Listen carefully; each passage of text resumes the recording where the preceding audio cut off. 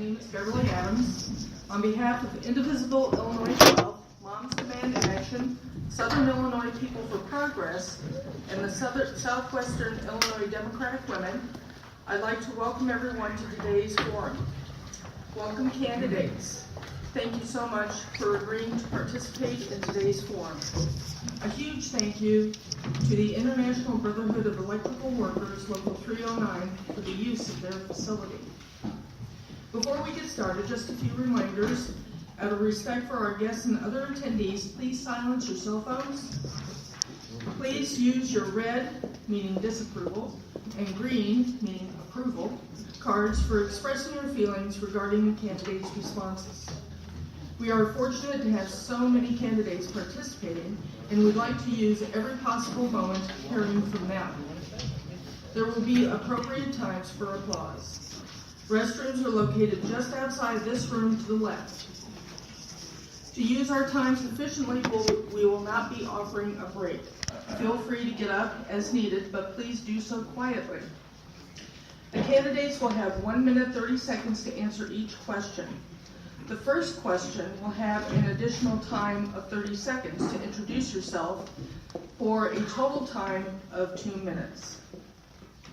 The questions were provided to them in advance to give them the opportunity to organize their thoughts and make efficient use of their time. The questions are focused on the issues that primarily affect women. However, as primary caregivers in our society, what affects women affects their families and others who depend on them. In Illinois, 51% of the population is women, and the median age is 37. I will now turn the program over to Susan Link and Marcia Campbell, who will be moderators for our forum.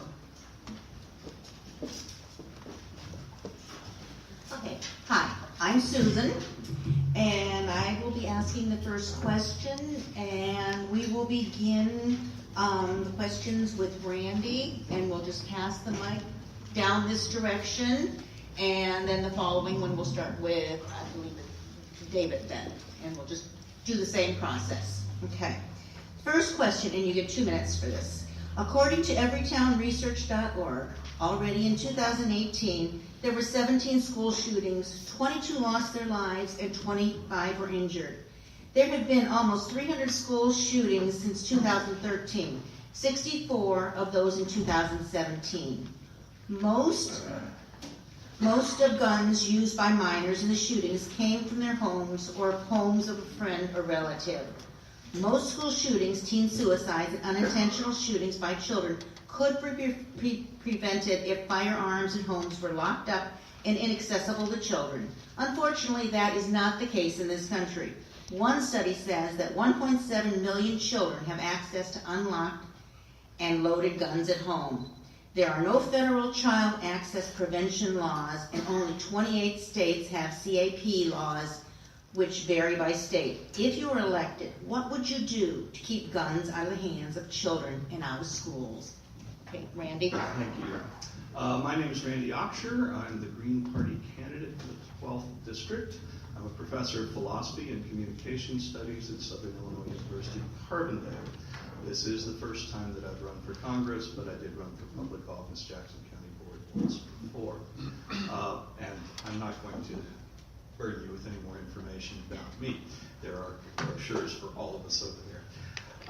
This is a very difficult question because clearly the history and tradition of the United States is one in which gun ownership is regarded as very close to the center of our tradition. For that reason, I think it is extremely difficult to regulate what happens in private homes with regard to guns. Surely it's a tragedy that children get access to guns. I favor laws that encourage people to lock up their guns. However, I think we all understand that such laws are not the solution to the problem because they're not really enforceable. We're speaking about people's guns in their private homes, and I could not favor the invasion of the home for the enforcement of the law. For that reason, even though I don't think that our gun discussion in this country has been a sane one for a long time. We argue about the Second Amendment instead of arguing sensibly about guns. But for that reason, what I would favor is public awareness, and the federal government should have the same kind of raising of awareness of gun safety in the home that they do with things like drunk driving and other sorts of responsibility issues. When it does tragically happen, I think the crime punishes itself, and so having stiff punishments for parents who don't lock up their guns is not a good idea, in my opinion. It won't solve the problem.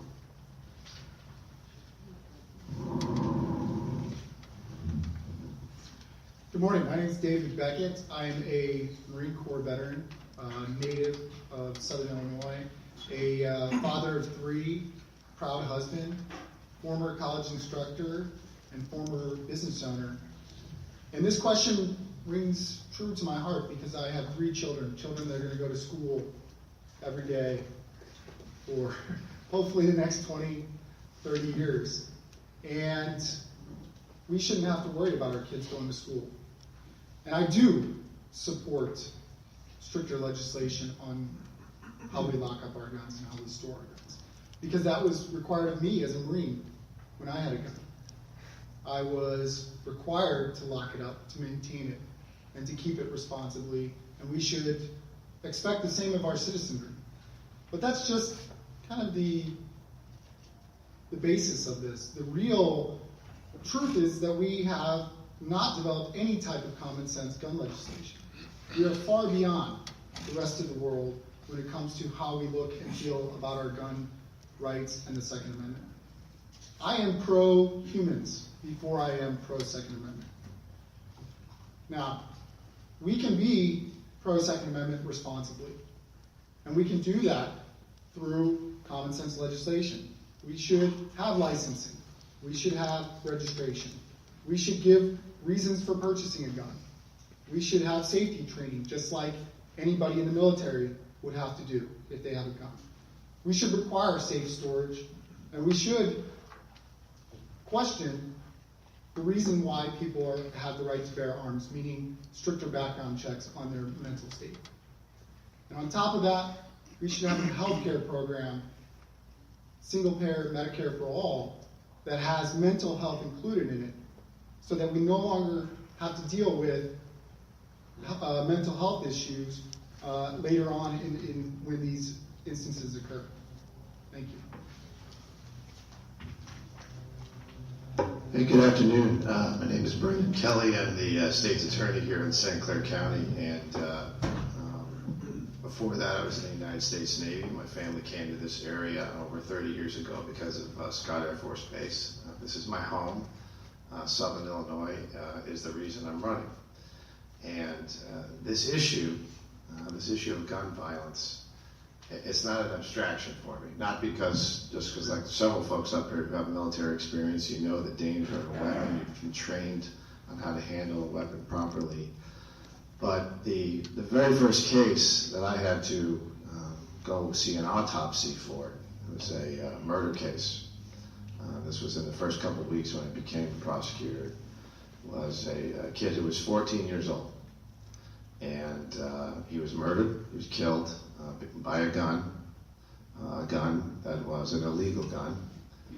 And I will never forget, as they did that autopsy and they did their job, their forensic job of finding the evidence that we need to be able to prove the cause of death. I can never forget the sound of pulling that bullet out of a human body, out of a child, and hearing it bounce in the bowl where they collect the evidence, and seeing how powerful something so small is and how dangerous something so small is. And I know there's other questions that are going to be related to gun violence, but I've had to prosecute so many of these cases and deal with this issue. But I know the specific question was with regards to children having access and cap laws. We have one in Illinois. I've had to enforce that law. They are difficult to enforce because of all the privacy issues that you talk about. But where there are folks who don't want to have any research into these issues, my feeling is that the federal government should be continued to allow to invest in technology that so specific people can only use a certain weapon. A child will not be able to use a weapon. We're a smart country. We're an innovative country, and we can find a technological answer to that specific part of the gun violence problem. It's a bigger problem with many facets, and I think we'll talk about it more, I hope, but I do believe we should be able to invest in the technology that's out there and continue to advance it and develop to be able to make sure that kids are not able to use those weapons. Hello, my name is Preston Nelson, and I'm a political novice. This is my first time doing anything like this. I'm not a polished public speaker, so I ask y'all to bear with me, and I will try to enunciate and articulate the best to my ability. I am a libertarian. I'm running on the Republican ballot because the state of Illinois does not yet recognize the Libertarian Party or allow us fair access to ballots. So that's me and where I am. So just yesterday I heard a story about a young woman on a college campus. She actually held a concealed carry license, but because the campus was a gun-free zone, she followed the law and was therefore unarmed. Returning to her car after a late evening class, she was assaulted and she was raped, apparently only some 300 feet from the campus security office. So her perpetrator went free. He was never caught. But shortly thereafter, he ended up murdering someone else and was then apprehended. So this is a case where you can see had the person in the first case been able to defend themselves properly, then the rape, the murder would never have happened. So considering firearm legislation, we have to remember all the crimes that are prevented because of legally owned and carried firearms. A number of studies from 1995 and to 2004 agree that armed women and girls stop 450 rapes a day, 165,000 rapes a year, without firing a shot in most cases. And since 2004, the number of women carrying a concealed weapon has multiplied for their good and their safety. In the end, this is not a legislative issue, and it can't be fixed by writing laws, no matter how popular they are or how much they make us feel like we are doing something.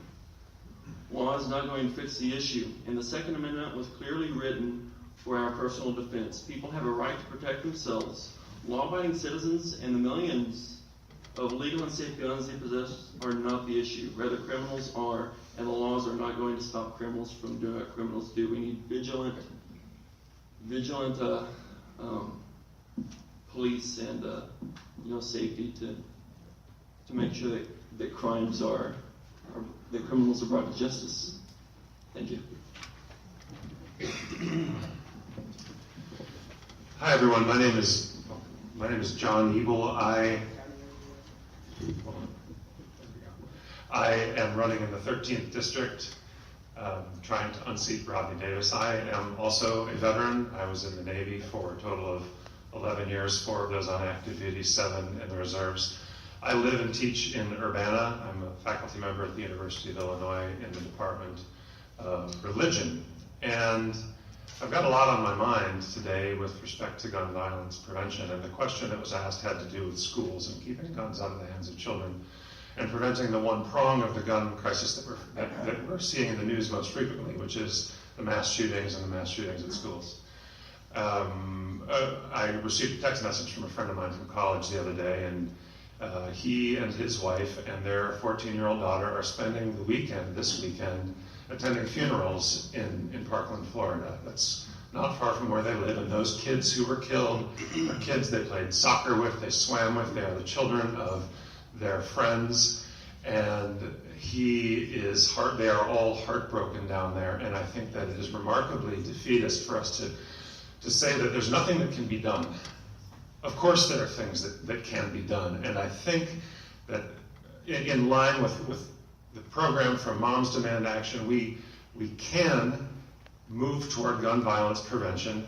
It begins in the home with training about the danger of the proper use of firearms in the home. It begins also with taking seriously the threats to our schools. Now, back in September of 2001, there were 19 men who brought down 2 towers and hit the Pentagon, and within a few months, we were changing the way that we did travel in the United States. If we took this threat seriously, we would be changing the way that we monitor schools in the United States. Finally, I want to say that there's a huge problem with campaign finance reform, and that we're not going to get serious gun violence prevention legislation until we get the NRA and its filthy money out of our political process. Thank you very much.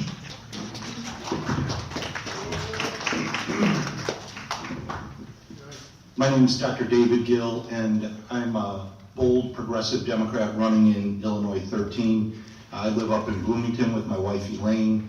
We have 3 sons and 3 daughters and 2 cats and a pair of rescue dogs. And I'm the former assistant director of the Illinois Department of Public Health.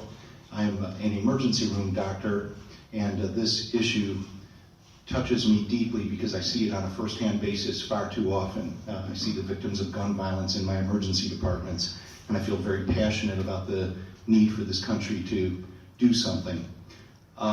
In the emergency department, I'm also what's called a mandatory reporter, and I believe that there's precedent for going into the homes. When I see a child who's been mistreated at home, I'm required to report that to the authorities, and I think that common sense dictates that children should not be permitted access to loaded, unlocked guns in their homes, and that permitting such access is a form of neglect or abuse, if you will.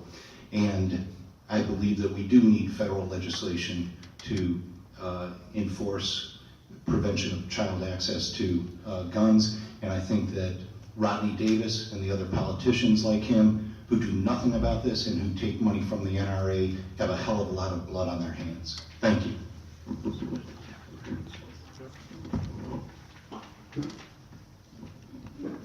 I'm going to stand up because I am blocked by this for everybody over here. So, hi everyone. One, I want to say thank you so much for coming. The fact that you're taking an interest in our politics before a primary, I think, is a big deal. My name is Eric Jones. I live in Edwardsville. I have 2 young sons. I've been married for about 10 years, and I was born and raised in Centralia. I've spent most of my life in public service. I'm a former Illinois Assistant Attorney General, and I'm a former Chief Investigative Counsel for the United States Senate. And throughout my career, I've been fighting against special interests. And that's what this is going to be about, too, on the gun issue. We are fighting against special interests, and we have to take them out. And the way we're going to do that, as a first step, is we have to start winning elections, and we have to win elections in this part of the state. So I'll make a promise. You get me through this primary, I promise you I will beat Rodney Davis.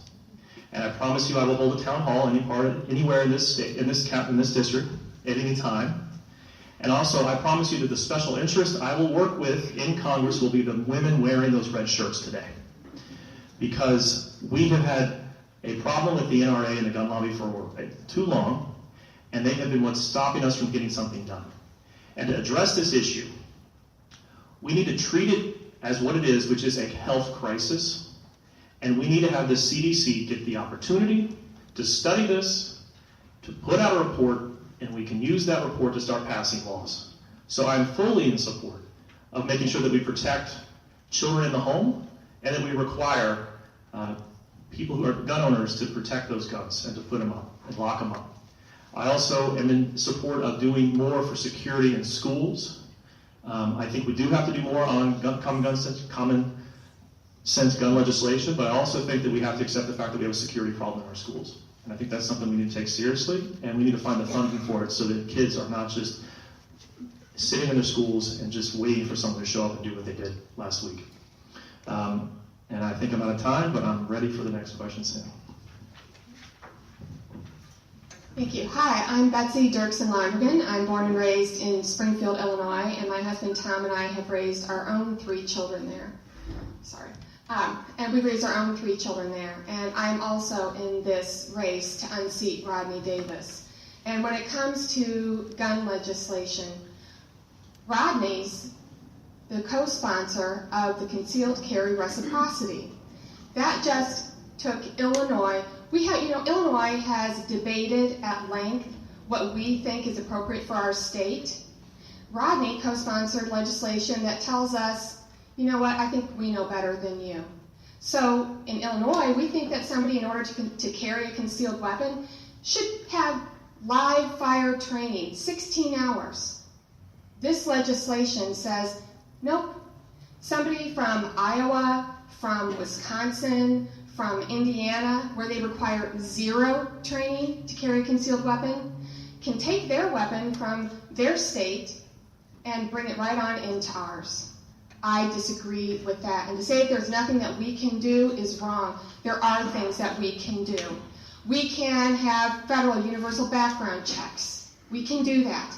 We can keep guns out of the hands of violent offenders, domestic abusers, and the dangerously mentally ill. We can do that.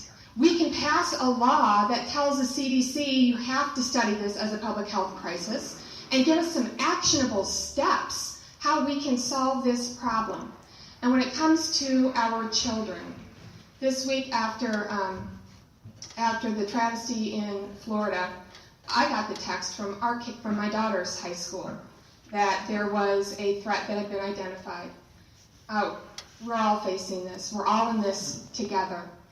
And it was caught because the students talked. We as parents have to talk to our students about reporting what they see and about feeling empowered to do so. We also have to make sure that we are paying attention to where our children are going.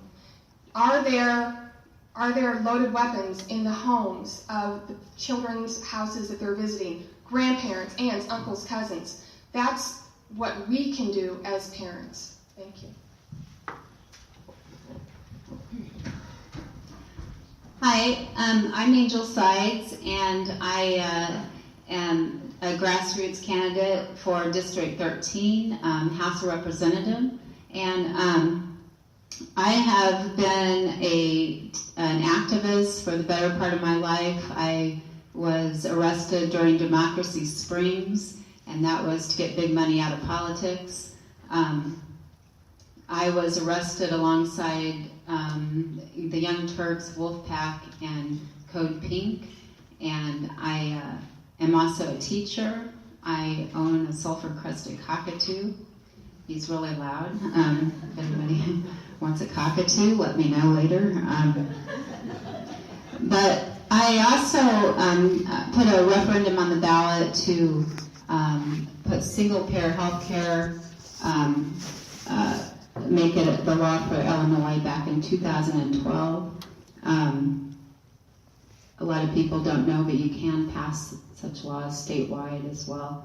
But I think we do need a cap on the gun laws, and we also need to license guns.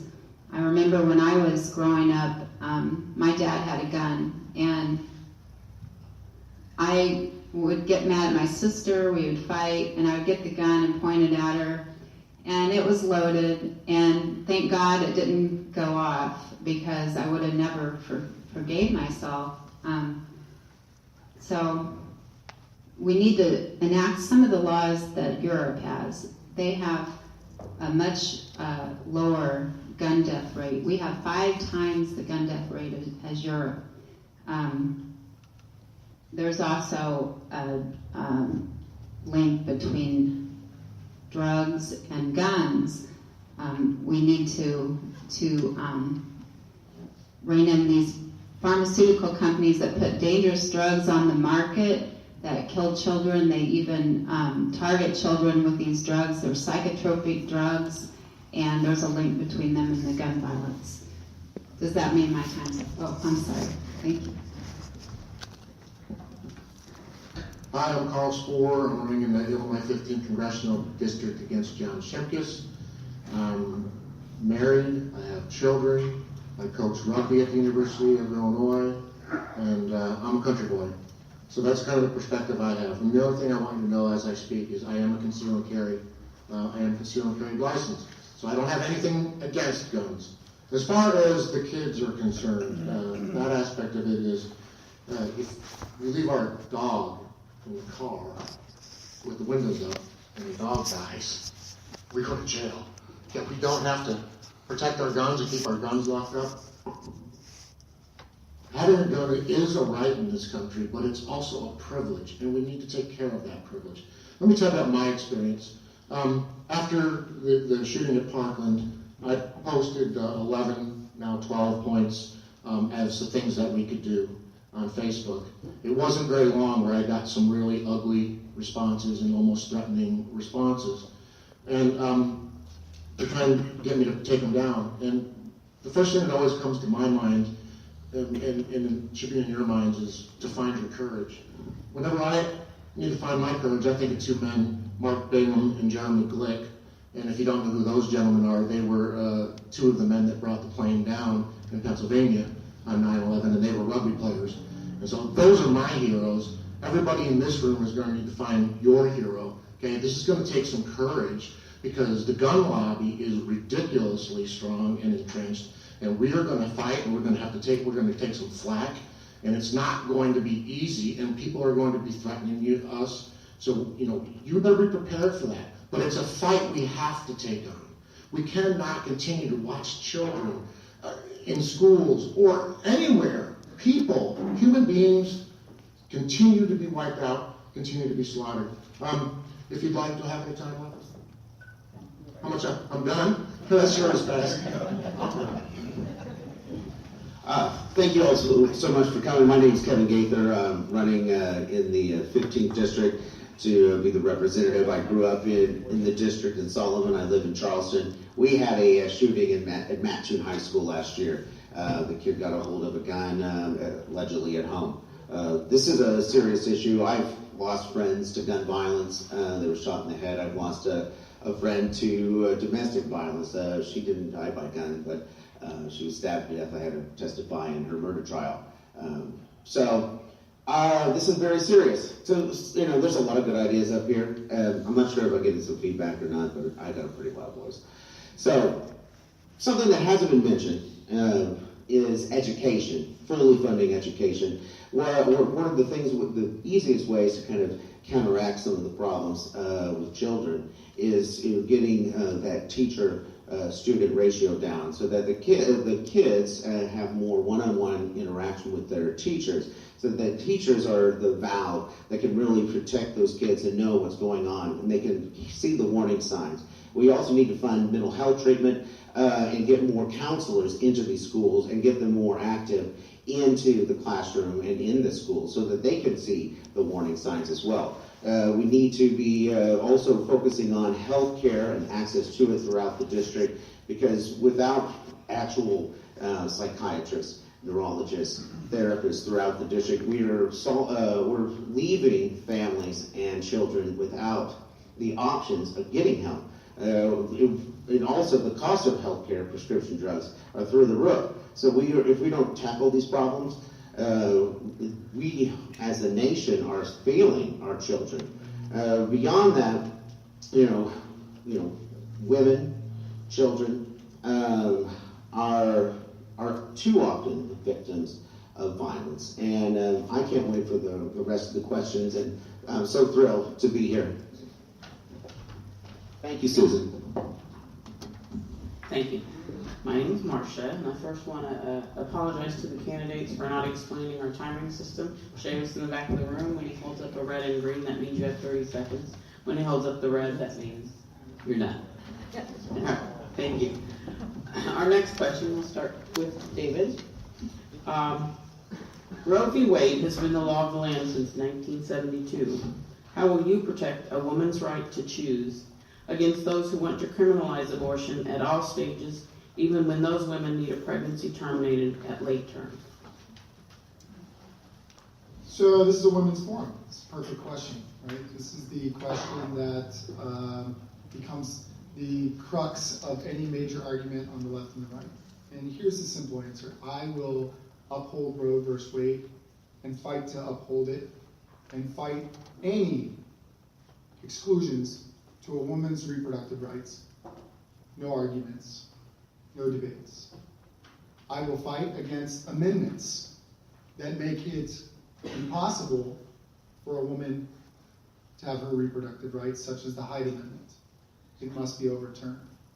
And for those of you who don't know what the Hyde Amendment is, it's the GOP's way of excluding any public funding to places like Planned Parenthood for abortions.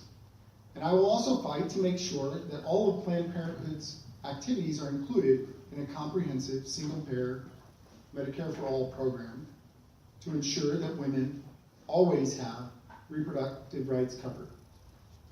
Thank you.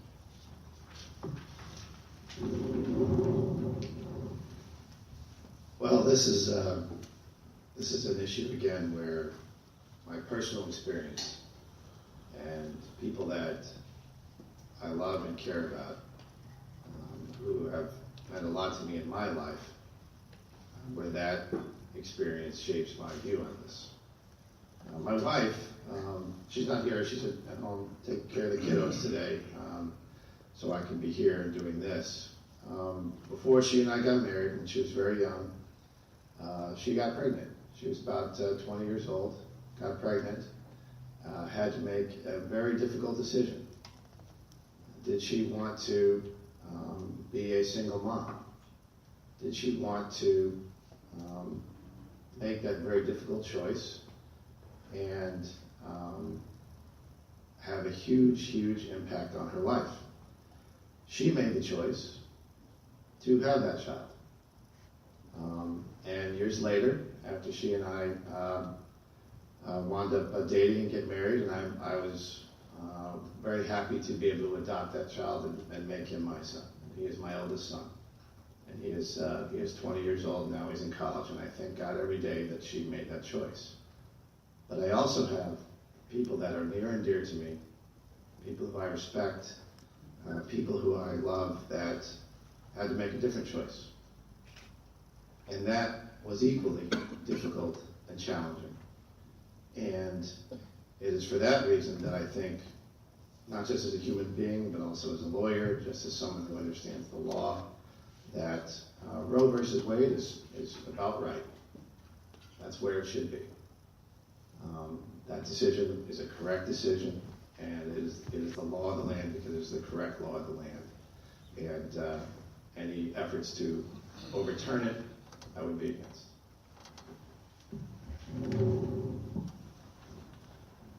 This conversation is sadly misguided. You talk a lot about women's rights, but what about the rights of unborn women? Did you know that some societies are more likely to abort a female fetus than a male fetus? It's a question of human rights and the literal killing of human beings who can often hear, feel, think, and move. Even the idea of women's rights in abortion is misleading. Only about half of women are pro-choice. And of those who are pro-choice, 80% still favor restrictions on abortion, with over 60% of them favoring abortion to be legal only in the first 3 months or 12 weeks. So just because loud people on TV push for free abortion, it does not mean that they represent the populace. Ron Paul, my political mentor, begins his book, Liberty Defined, talking about abortion. One day in the 60s, when abortion was still illegal, I witnessed while visiting the surgical suite as an OBGYN resident, he was a doctor, the abortion of a fetus that weighed approximately 2 pounds. It was placed in a bucket, crying and struggling to breathe, and the medical personnel pretended not to notice. Soon the crying stopped. The same day in the OB suite, an early delivery occurred, and the infant born was only slightly larger than the one that was previously aborted. But in this room, everyone did everything conceivable to save the life of that child. His conclusion was that we were overstepping the bounds of morality by picking and choosing who should live. My conclusion is that we need to stop pretending not to notice. Stop pretending this is all okay.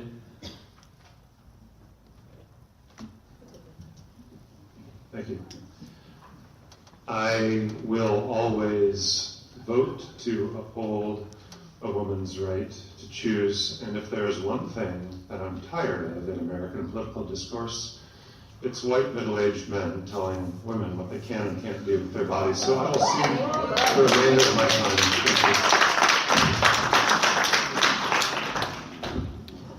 I'm a 20-year member of a group called Physicians for Reproductive Choice, and so I stand strongly with Roe v. Wade.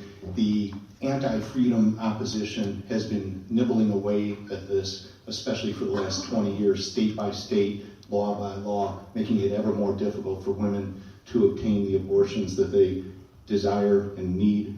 And I think that having seen what I've seen in the course of my medical career, I was in primary care and delivered about 50 babies a year.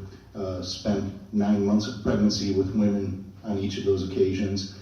In the emergency department, I've been unfortunately borne witness to hundreds of miscarriages, and having been intimately involved in those reproductive healthcare matters with women, I have no doubt that this is a woman's private decision to be making, and that there's no role for Uncle Sam and people like Rodney Davis to be stepping into the matter. Thank you.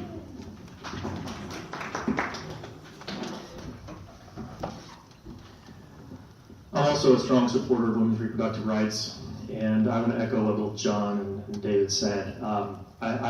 I am personally tired as well of men in Washington trying to make decisions on how women should be using their bodies. So, and I want to just share a personal story that helped highlight this for me. I have 2 sons, a 5-year-old and a 2-year-old.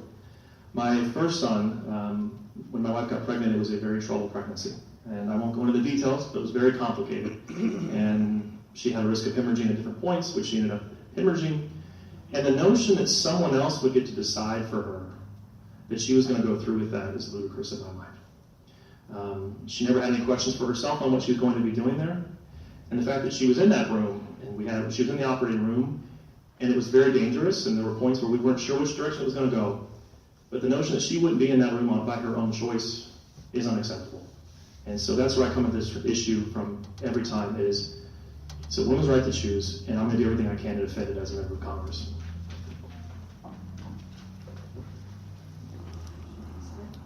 I would like to say that I agree with John, David, and Eric that I too am tired of middle-aged white men making decisions about what women should and shouldn't do with their bodies, which is another reason why I'm asking people in the 13th District to send a woman to Congress. And I will always stand up for women, because for us, it's our reproductive rights are key to us achieving social, economic, and cultural justice. I believe women are fully capable of being in control of our own bodies, and any decision that we make is between us and our doctors. And if we're going to talk about this in context of liberty, then I would like to say that this is part of our liberty, that nobody is allowed to deprive us of our liberty without due process. And this is about our bodily integrity. And the 14th Amendment guarantees us that. So thank you.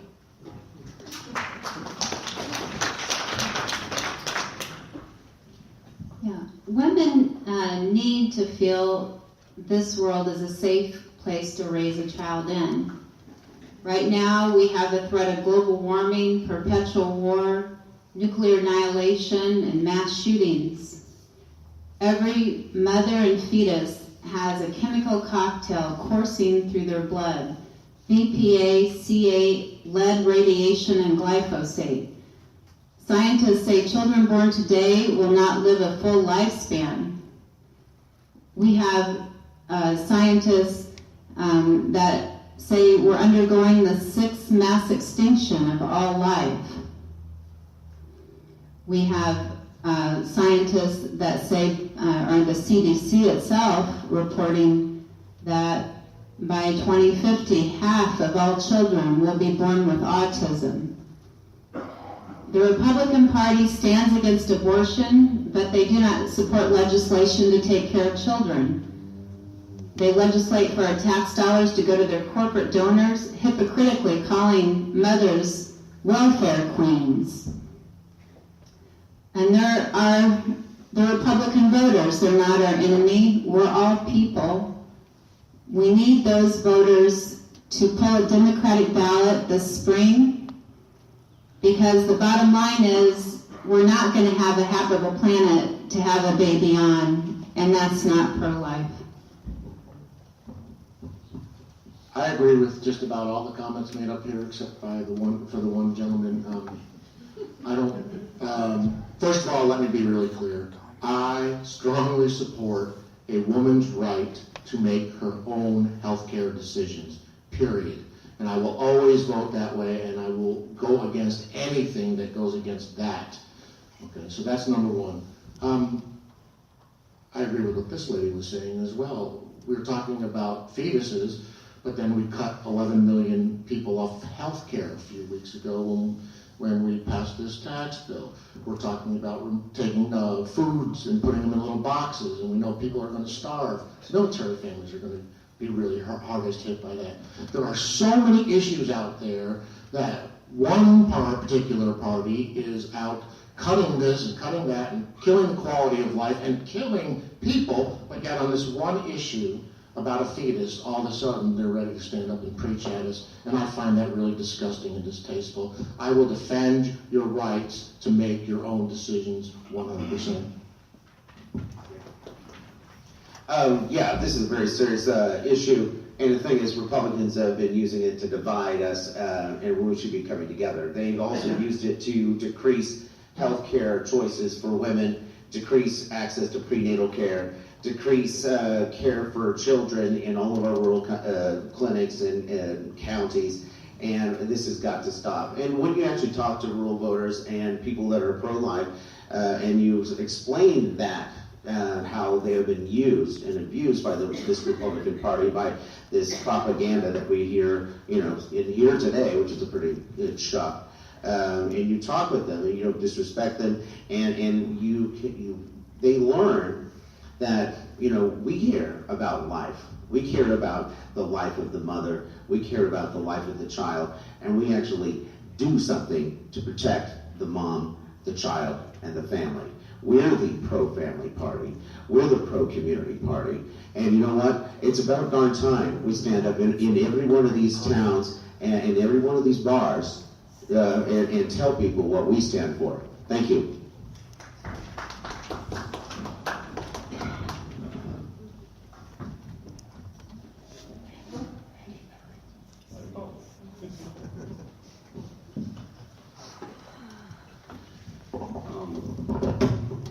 I worry that Roe v. Wade is not strong enough. That it's the problem is we end up having terrible fights over Supreme Court nominations as a result of the fear that Roe v. Wade will be turned over. I think it's time for comprehensive legislation that isn't just about a woman's right to choose, but is about every person's right to health care. Part of the problem is that health care is not limited to just physical health for individuals. I think what we need is a comprehensive legislative plan that includes Planned Parenthood, that includes women's health issues all through the society, all through their lives. And I worry that Roe v. Wade is not going to be strong enough to withstand a Trump court. And so under these circumstances, I think that we who understand the complexities of this issue and who understand that middle-aged men, the one thing they could do is offer better social services and better medical services for everybody. The political will doesn't exist on the right, it's very clear, but in the middle and on the left, I think the will exists to put together some kind of a comprehensive law that protects reproductive rights and women's rights at the same time that it joins that together with social services and with children and family services in such a way that it just makes some kind of sense. Roe v. Wade is being chipped away in states with conservative Supreme Courts all over the place, and that is not a sound enough basis for women's rights. Okay, the next question, we're going to begin with Brendan. Planned Parenthood and other organizations provide health care for both women and men. What will you do to ensure the quality, affordable, reproductive services will continue to be available through these providers? Well, it's two things. First of all, we have to resist strongly and aggressively all efforts to destroy the Affordable Care Act. That lifted so many women out of poverty, in addition to made their lives, increase the quality of people's lives, the length of their lives for women, not just men, but also for women. And you have folks that are in power now that are hell-bent on destroying our access to health care. They do not view health care, whether it's reproductive health care or any type of health care, mental health care, you name it, they do not view it as a universal human right that every human being is entitled to. So that we have to absolutely fight tooth and nail and expand access to coverage instead of doing what the person who's in office right now, which was vote to take health care away from 38,000 people in the 12th Congressional District. Step one. Also, with regard specifically to Planned Parenthood, I mentioned my wife before. She's a nurse, and we talk about these health care issues all the time. Planned Parenthood provides all kinds of services, not just for women, but also for men. Important health care services that are not even limited just to reproductive services, but educational services, things related to health care, that there are a huge number of people, particularly in rural communities as well as in urban communities, that otherwise would not have access to that care. So I just simply don't agree with cutting funding to health care funding to Planned Parenthood that was signed into law by Richard Nixon. And they have funded Planned Parenthood for all those amazing healthcare services that are available to communities for years, and that's got to be sustained, not cut. The Affordable Care Act was passed, and my family and we lost our health care. We had doctors, we had insurance that we liked, and it became illegal because of more government regulation. So I will help to keep quality and affordable health care by repealing burdensome regulations that drive up the cost of everything. There's a clear correlation between our over-reliance on government-mandated insurance and the increase of healthcare costs. We talk about the number of people who gained unaffordable coverage under Obamacare, but we don't talk about the millions who did lose their health care that they liked. I can't afford Obamacare. We need to take a major step back in all of this government intrusion into health care. Planned Parenthood is yet another big money organization which spends millions paying for wealthy executives to push paper and even donate to political campaigns. We don't like big money in politics, so the first step is to bar any organization that does receive government money to not contribute to political campaigns. That includes Planned Parenthood, and that includes the military contractors who bankroll Mike Voss' campaign. As far as innovation comes from the private sector, and the private sector is already innovating in healthcare. Doctors are circumventing the insurance regulations by participating in direct primary care. It's driving down the costs. And there are cost-sharing groups across the nation that are popping up, and they avoid all the insurance regulation, and they save people many thousands a year. My dad is 60 years old. He has insurance for $200 a month, and he has a $300 deductible. And that's not Obamacare. So I think that if anyone is feeling hopeless about our ability to get along, they should note that we're sitting next to each other, and boy, do we have really different understandings of how government ought to be shaped. So Planned Parenthood has for many, many decades been providing incredibly valuable services to women who need them and who can only get them there. And we should recognize the efforts to defund Planned Parenthood for what they are. They are a really class-differentiated attack because it's women who live in poverty, women who don't have the resources, who rely most on Planned Parenthood to get the health care that they need. It's not your Madison Avenue, Park Avenue dwelling women. It's women in rural America, it's women in small-town America who don't have the health care or the resources that they need. So in standing up for Planned Parenthood, we're also standing up for those women in the mammograms and the pap smears that they get there and they can't get other places. I am an advocate for a single-payer healthcare system, for expanded, improved Medicare for all, which, were we to pass that, we wouldn't be having this conversation. We wouldn't be dealing with the ongoing war against Planned Parenthood, which I think most of us are tired of. Thanks. When it comes to Planned Parenthood, I don't just talk the talk, I walk the walk. I've done a great deal of volunteer work for Planned Parenthood of East Central Illinois. And in this country, which just can't seem to bring a single-payer healthcare system to fruition, something that I've been pushing for 25 years as a member of Physicians for a National Health Program, Planned Parenthood is extremely valuable in delivering primary care services. And when I get to Washington, I will look to expand funding for Planned Parenthood, including the elimination of the Hyde Amendment that David was talking about, a terrible amendment that particularly impacts women in poverty and women of color. And I would argue, too, that there's a great deal of value in sending a progressive doctor to Congress to stand up on issues such as this and on single payer, somebody that can serve as a leader and address some of the myths that are put out there by the opposition with regards to these many issues. I want to take a moment just to address something that was mentioned about illegal health care plans under Obamacare. That is true. I actually worked on this issue. But what he's referring to are the plans that were made illegal. They're called mini-med plans. And they were a marketing ploy to get people to buy insurance, and they could not cover you at all when you got sick.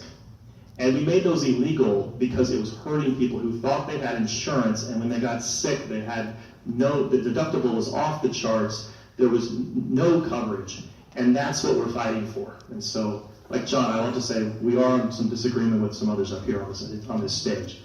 When it comes to Planned Parenthood, I've actually been involved in this fight as well. The House Representatives, led by the Republicans, have been pushing forward a ridiculous investigation into Planned Parenthood for the better part of 2 years. I represented a major university in this country that was pulled into this ridiculous thing because they're trying to attack women's right to choose, and they're doing it in any way they can. Planned Parenthood has been an important part of our country for a generation, and we need to fight to protect it, and that's what I would do as a member of Congress. Thank you. In Illinois, 64,000 people are dependent on Planned Parenthood. I think I just got that number wrong, but there's a lot of people in Southern Illinois who are dependent on Planned Parenthood for everything from cancer screenings to providing abortion access. And in Congress, it's critical that we have representatives in the room who are going to provide the votes for continuous full funding for Planned Parenthood. And not only that, but we need to have people in office who are watching people like the Attorney General Jeff Sessions to make sure there are laws in place to protect abortion care providers and their patients from dangerous threats. And we need we need a watchdog who's watching the watchdog. Make sure that he's enforcing those the way that they need to be enforced. And any national health care plan that we move forward with has to include the essential health benefits of the ACA, and that includes making sure that women have full access to maternity care, prenatal care, and that we take into account women need birth control, and we need full reproductive rights to make choices. Thank you. Yes, I would vote to support funding for Planned Parenthood. 42% of their funding goes to provide treatment for sexually transmitted diseases. I think anything that can end life should be funded and subsidized. Close to 20% is preventive care for breast and cervical cancer screening. And that's something that that's why we need a better healthcare system for preventative care. If you wait too late, especially with cancer, then it's going to cost a lot more money to the taxpayer. It drives up the cost of our healthcare system. That's why as I campaign, I've been asking people to call the congressman and tell them to co-sponsor H.R. 676. That's guaranteed 100% coverage for all medical costs, and it saves the average family of $4,000 a year. That is, it covers drug rehabilitation, and it covers in-home care for the elderly. So I think that would be the way to go, and hopefully when we get a brand new Congress, I hope we do, they co-sponsor H.R. 676. I want to take a second before I answer the question to talk about regulations. Regulations are put in place generally because somebody or many somebodies have died. So when I hear the other side talk about removing regulations, it always is greatly concerned to me. The crash in 2008, we took the regulations off. Before regulations, the Cleveland River used to catch on fire, and it looks like that's what we're trying to do again now. So as far as that, regulations are good. They're safeguards. We need to repeal the Hyde Amendment. We need to fund Planned Parenthood centers. And now that they are attacking the ACA, we need to defend it the best we can. But we need to take Congress, and we need to get the presidency back, and we need to get single payer. It is the only option that makes any sense. I know every other industrialized nation has it. Their costs are half. We have a moral obligation. We are playing God based on income right now in the wealthiest nation in the country. We can no longer do that. We are a party of morals, and I am tired of the other party claiming morality while they put Donald Trump in the White House, the least moral president I think we've ever had. We need to be proud of who we are. We are Democrats, and we are a party of morality. What we should be doing is expanding funding for Planned Parenthood, because in a lot of our counties and communities, we don't have women's clinics that are like Planned Parenthood that gives people options, give them preventative care, give them contraceptives that prevent unwanted pregnancies, which actually prevent abortion, which is the whole pro-life agenda. And, you know, this is the problem I see wherever I go. It's access. You know, I'm so glad people, we brought up some STDs. I actually taught sex education in inner city neighborhoods in Indiana. And let me tell you, if you want to try to teach sex ed in Indiana, it's really tough. They make you redact documents, and you know, it's disturbing when you have to do that. And when you do abstinence-only programs, you know, what it actually increases you know, the chances of STDs and unwanted pregnancies. And what Planned Parenthood does is provide comprehensive sex education, and we need to be doing that across this district, across the, you know, certainly central and southern Illinois, across the country. I'm so sick of people getting preventable diseases that we should have stopped decades ago. Thank you, Ronald Reagan, for killing you know, hundreds of thousands of our citizens that could have been you know, these deaths could have been prevented. And we're going to have an HIV outbreak. I think there's actually one going on in Carbondale right now. Bye.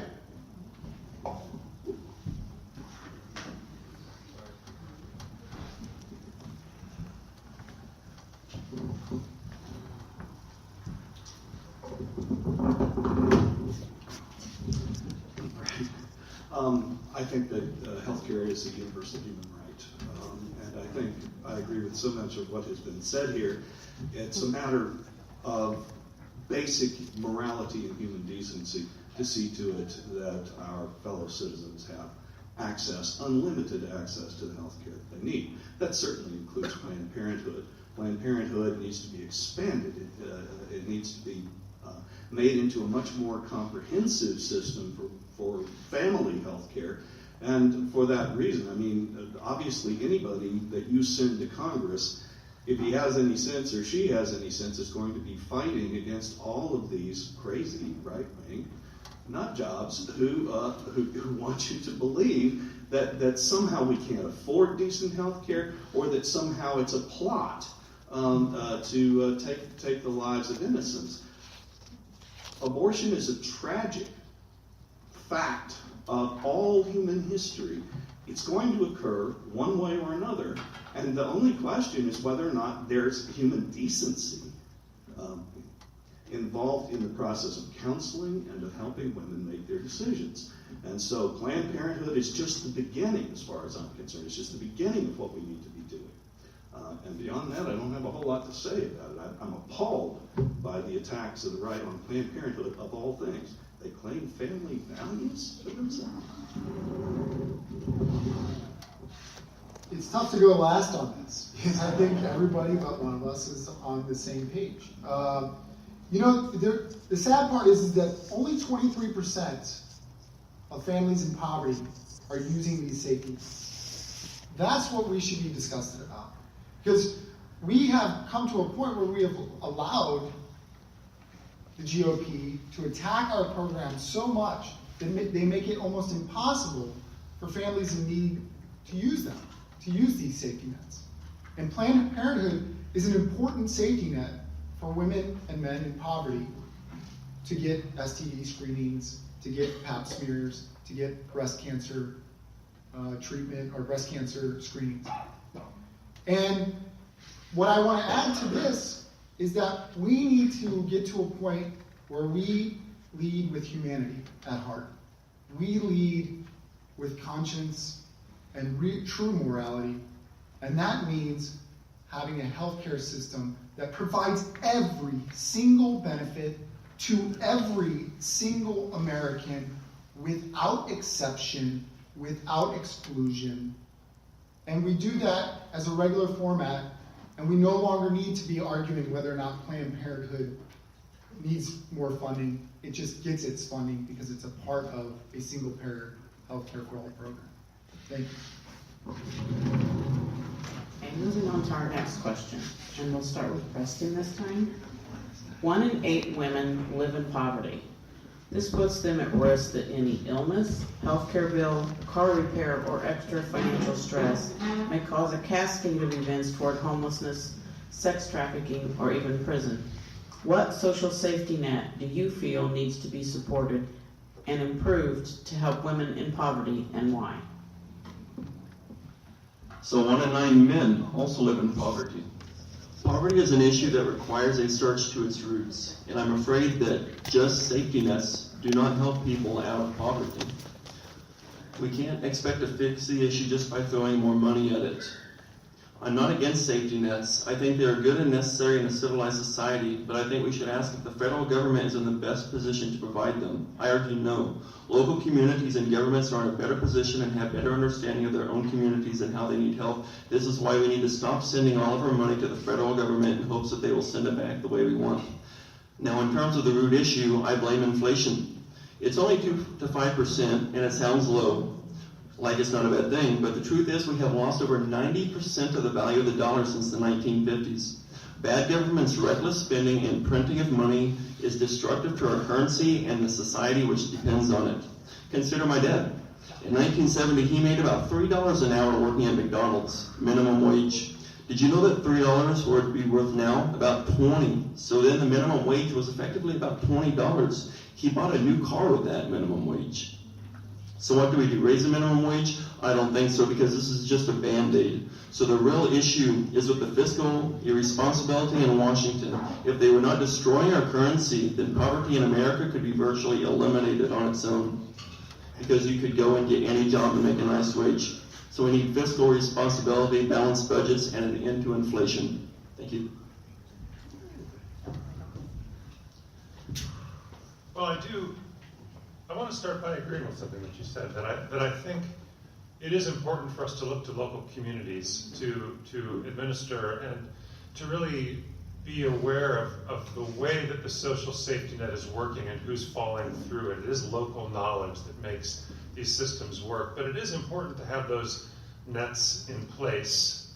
Given the economic system that we have, there are going to be those who fall and need to be caught by Medicaid, by SNAP, by CHIP and Section 8, and the things that allow people to have the dignity that they should have, that should be their right as they navigate really difficult moments in their lives. But as we think about safety nets, I think it's also important for us to think about ladders and the ways that people can climb up and off of those safety nets, which is why I believe that we should have a $15 minimum wage, and we should also lower the bar of access to higher education so that people who are in work situations that are not favorable to them can seek free community college and can move themselves up to a higher level of income stability and a higher quality of life. I think that's an important part of the safety net conversation that doesn't often get discussed is the ladder conversation. We want both ladders and solid safety nets. I think that everybody up here, sans one, supports strengthening our social safety nets. I would be remiss if I didn't take this opportunity in discussing these safety nets to discuss why we have to have these safety nets. And that is because of this corporate-controlled Congress that has failed to act on some of the things that I've been talking about for a long, long time. I've been pushing for 25 years for a single-payer healthcare system that would benefit all Americans, and in particular would benefit women.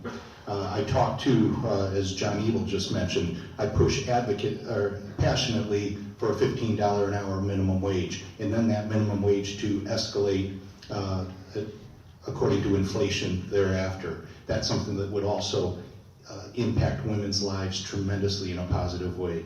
And I support tuition-free access to higher education and trade schools so that people who want the opportunity to improve their economic lot in life would have that opportunity. And these are important areas of differentiation between myself and some of my primary opponents. We've been waiting for these things for a long, long time, and we've had incremental steps, and we can't wait any longer. With regards to single payer, we've got somebody dying every 15 minutes in this country just because they have the wrong insurance. 100 people a day, 3,000 a month. We have a 9/11 every month in this country because we won't move forward on single payer because we've got a lot of Republicans and Democrats in Washington that are owned by insurance companies. I think you're going to hear us say a lot of the same things up here on some of these issues, but I want to speak a moment about poverty. I was born and raised in Centralia. It's about an hour from here. And the levels of poverty in Centralia have been growing dramatically in the last 30 years. And there are a lot of communities just like Centralia across the 13th district, across the 12th, across the 15th. This is a common story that we're seeing in our communities. And it's something that we need to start focusing on and tackling in both the federal level and at the state level, and the issues have been ignored for long enough. We need to focus on poverty in both in urban areas and in rural areas. And we need to be fighting so everybody has access to health care. Health care is a human right. It's not a privilege. We need to open up Medicare so everybody can get it. We need to be fighting for a living wage. We need to be fighting for the social safety net that Bruce Rauner has been dismantling in this state for the last 4 years. That includes early childhood development, it includes breakfast in schools, it includes housing, the list goes on and on and on, and the problem that we're facing is that the people who are in charge of this country right now are trying to dismantle all the gains that we've made, but we have not gone far enough. And it's time we start fighting for a progressive agenda and not be afraid to do it, and that's how we're going to start changing this country.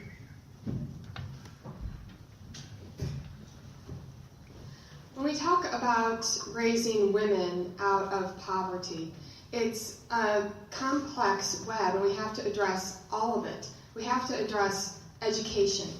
We have to address raising the minimum wage.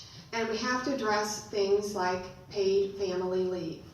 We have to make sure that whoever our congressional representative is communicating with the governor. And in a state like Illinois, when you have a governor like Bruce Rauner, you have to have somebody who's willing to stand up, because the federal government provides a lot of funding to help women lift themselves out of poverty through programs like the Child Care Aware Fund. That helps women pay their child support, pay their daycare costs so they can go to work.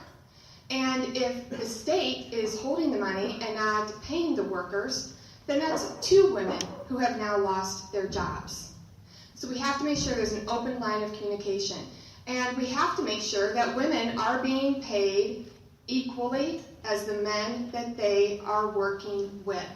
Equal pay is a fundamental right, and we need to have congressional representatives who are going to stand up for it. Not like Congressman Rodney Davis, who actually voted to keep the Paycheck Fairness Act from coming to the House floor for a vote. Thank you. Yeah, I think we need to raise the minimum wage, equal pay, but the minimum wage hasn't kept up with inflation over the years. It's supposedly should be at $25 an hour. There were candidates last presidential election who were wanting to raise it to $15. I say since it's 2018, we need an $18 an hour minimum wage. It should go up every year according to the year it is until we get it passed. So the other thing is we should not privatize our SNAP benefits. Donald Trump has proposed that we give our SNAP money to industry where they just deliver a box to your door and for SNAP recipients, and that takes the choice out of how they feed their families. Like there will be no fresh vegetables in these boxes, I'm sure. We need he's also proposed a work requirement for Medicaid and a limit to Medicaid or a cap on Medicaid. That's ridiculous. People who need Medicaid, they need it because they don't have a job, and we need paid sick and maternity leave. We need better unemployment benefits. Belgium has an unlimited amount of unemployment benefits, and we need to take example of some of these countries that have benefits and systems in place that are better than ours. I agree with the intersectionality that Betsy was related to. It's just really the confluence of a number of issues that are stacked against women, and they all need to be addressed to unfold them. I want to look at 1980 as a baseline. At that time, I was a 17-year-old little rat that went to see Ronald Reagan get nominated. I thought he was the best thing since sliced bread. But I would like to point out to the gentleman down here that poverty and homelessness didn't exist until Ronald Reagan came into office. Ronald Reagan is the reason that we have those things because of the tax policies that he has instituted. So as far as the baseline from 1980 for what the wage should be, according to my calculations with inflation and productivity gains, it should be about $20.50 right now today, and then should go up on a year-over-year basis based on inflation. People forget that Walmart employees took $6 billion out of our pockets in benefits because Walmart doesn't pay them enough. The richest, most successful company in the United States underpays their employees, and we pay for it. We need to change the tax code significantly to get this all addressed.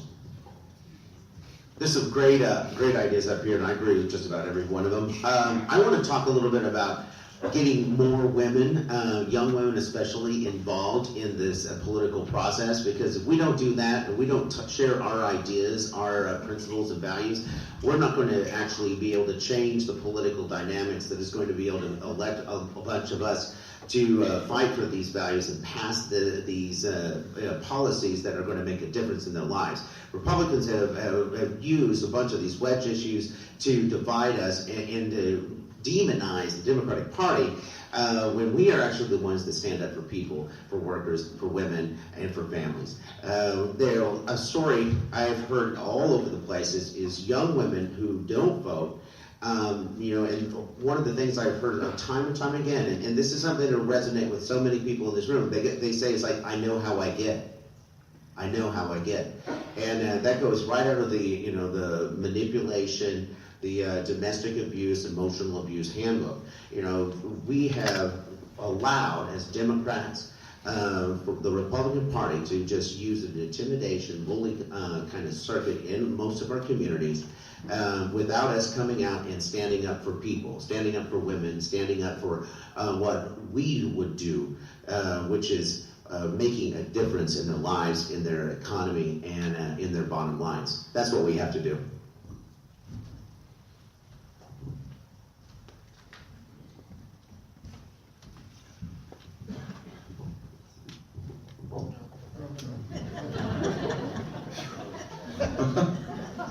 It is confusing, isn't it?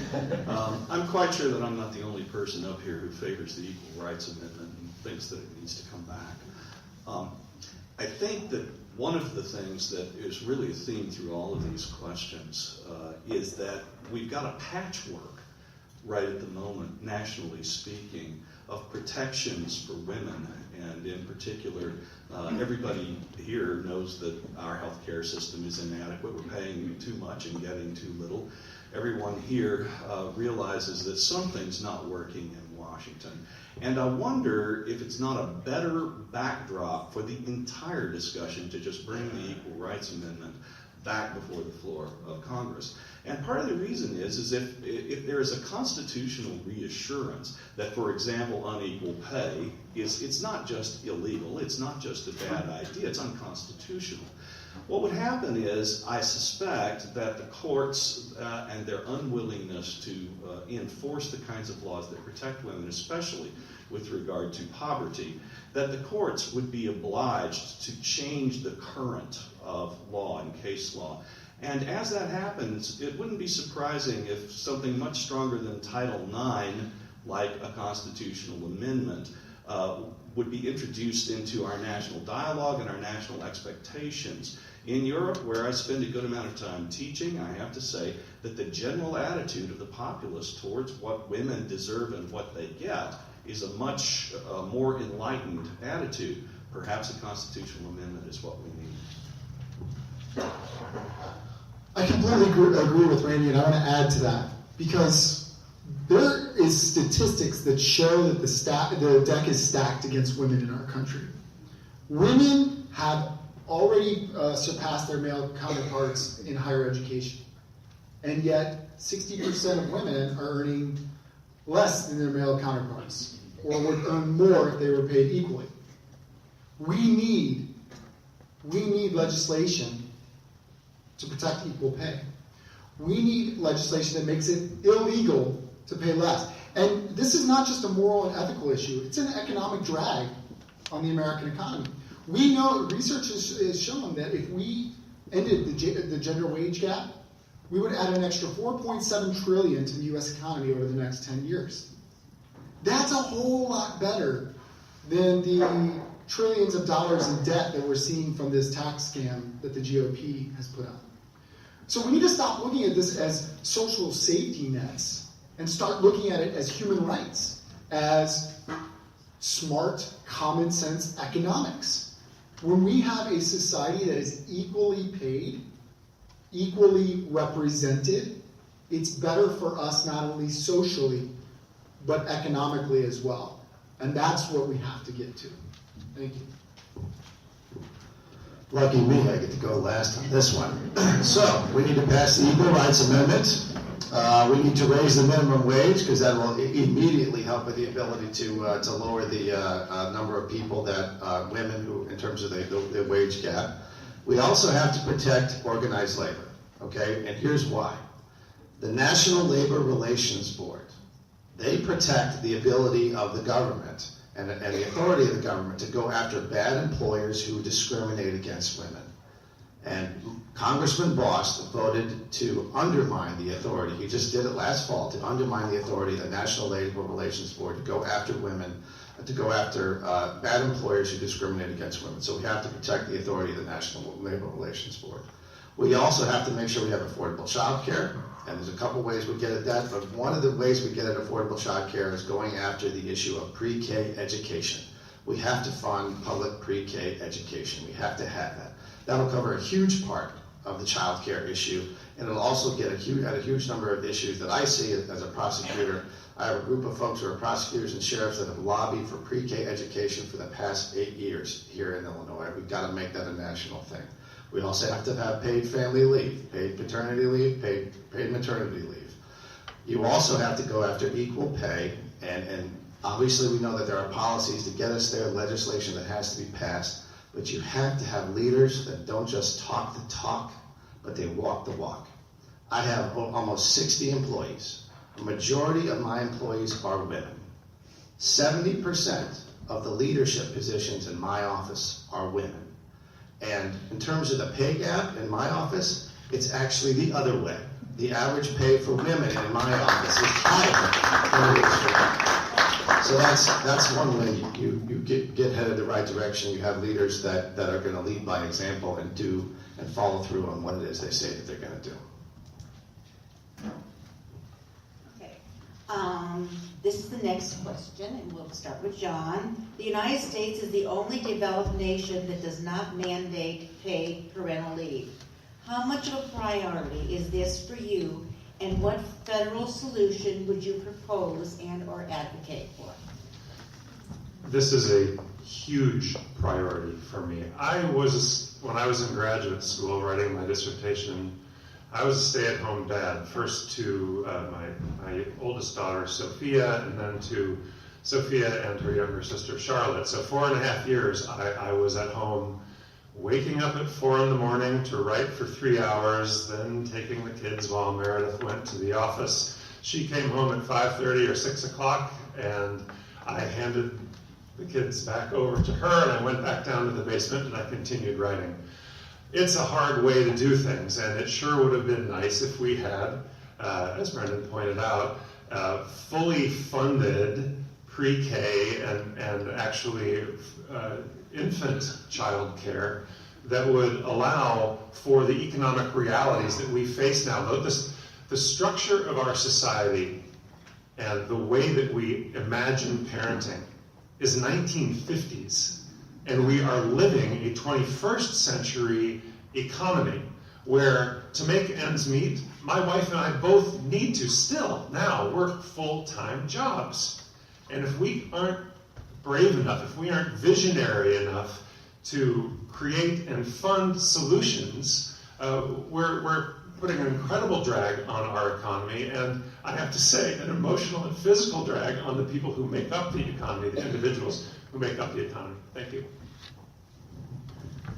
Paid parental leave is a very high priority for me. It's certainly a much higher priority than having a bloated military budget that is the sum of the next 8 countries combined, so that we engage in ongoing, endless, needless warfare. It's certainly a higher priority than providing tax cuts to the millionaires and billionaires and corporations that have been doing so very well over the last 20 to 40 years in this country. I believe that paid parental leave needs to be the law of the land. I think that we should follow the example of a state like California, where you're guaranteed 55% of your weekly income for a minimum of 6 weeks if you need to help provide care to an ill family member, or if you want to engage in some bonding with a new member of your family. So, thanks.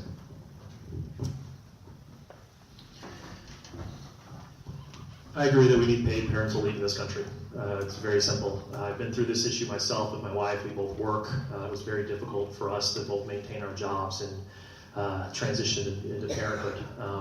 There's too much of a burden, especially on women, to maintain their careers while also trying to adjust to a newborn, whether it's the first, second, or third. There are cities and there are states, as David mentioned, that have been doing this. We need to be pushing this in the Congress as well. And I know Ivanka Trump has talked about it. Well, it's not good enough. We need to have our members of Congress pushing it, and we need to get it done. And, I'll say this. We need to get the Equal Rights Amendment passed in this country. It has been, since the 1970s, we've been sitting on this. I've participated in a rally in Bloomington with this, and on one hand, it was nice to see so many people together and pushing for this, and hopefully Illinois is one of the few states that has not ratified it. But it was also discouraging because I met a lot of women who said that they were young women in the 1970s and they're fighting this, and they're still fighting it. And I just want you to know that as a member of Congress, I'm going to do everything I can to get that thing through. And I think if we have an Equal Rights Amendment, I think it's going to be easier for women to bring lawsuits if they're discriminated against for having children, and then that pay gap becomes an issue, because you see it over and over and over again. Men and women are on track together, and then women become moms, and they fall behind on the pay scale, and it's unfair, and we shouldn't have it in this country. I think that paid family leave is a critical component to women moving forward economically. It's important for families' economic stability. And study after study shows it's important to the health of both mother and child. I think it's important that any family leave that we put in place is gender neutral, because we need everybody involved. Now, more than ever, as John pointed out, things are different. Two-parent working families are the norm. And so we need to make sure that we are supporting both. And we need everybody to buy in to making paid family leave a priority. And there are some companies who are doing it. Companies like Etsy, companies like Nike are really forward-thinking. And what I'd like to see on the federal level is the federal government to incentivize even more corporations to move in that direction.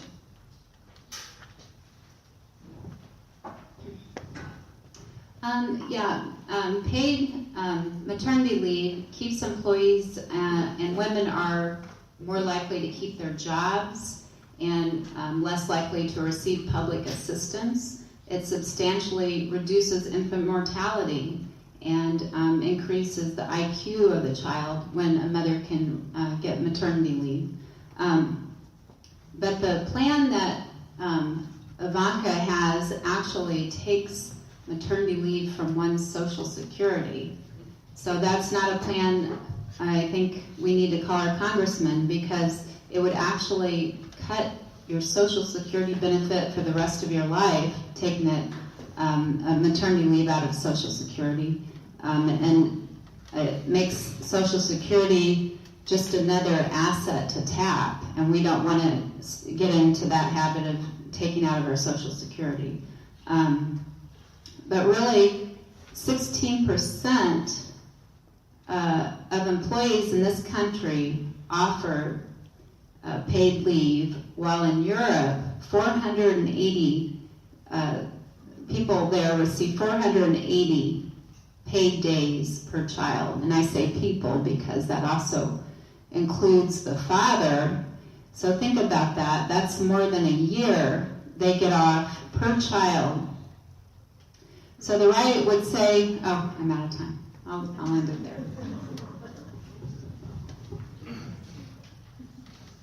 Five people in this country have as much wealth as 50% of bottom 50%. Corporations, the stock market's going each week, new high over new high. We got a little bump here. Billionaires are writing the laws, and there's plenty of money in this country. We're going to have to fight back. I mean, paid maternity leave, I agree with the European model, and I agree with what I believe the doctor said as far as both men and women, or whoever said that, or maybe that was Mr. Jones, that said that both for the families. I'd like to see a time when income got to a point where if a woman wanted to be a stay-at-home mom, that she could afford to do that. I think we lose a lot of value. Not that she should have to, but if that's the choice that a woman wanted to make, I think that we should have economics and people making enough money to do that. There is plenty in this country to go around for everybody and to do all these things. We've got to stop letting the other side tell us that there just isn't enough or we can't afford to do these things. The rich are getting rich, and the bottom 5 counties in my district are falling into abject poverty. We've got changes. Paid parental leave is absolutely vital. The big companies should have been doing it a long time ago. For a lot of our communities, the small businesses are struggling, so we would have to really support them with some finances to do that. The thing is, we talk about our communities and how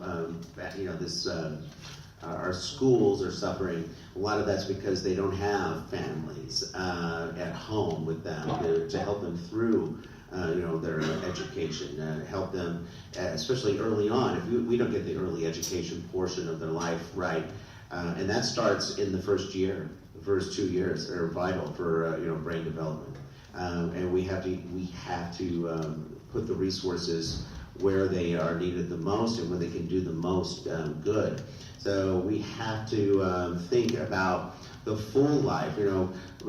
Pro-life is all about before a kid is born, but what we are about is about making sure that child, when it is born, it has a full life, has many opportunities as we can provide it, and has an economy that will allow it to succeed, and when we have children, that we can stay at home and give them all the love and attention I was so lucky to have two parents that just loved me. And we should give our children that same opportunity. Thank you.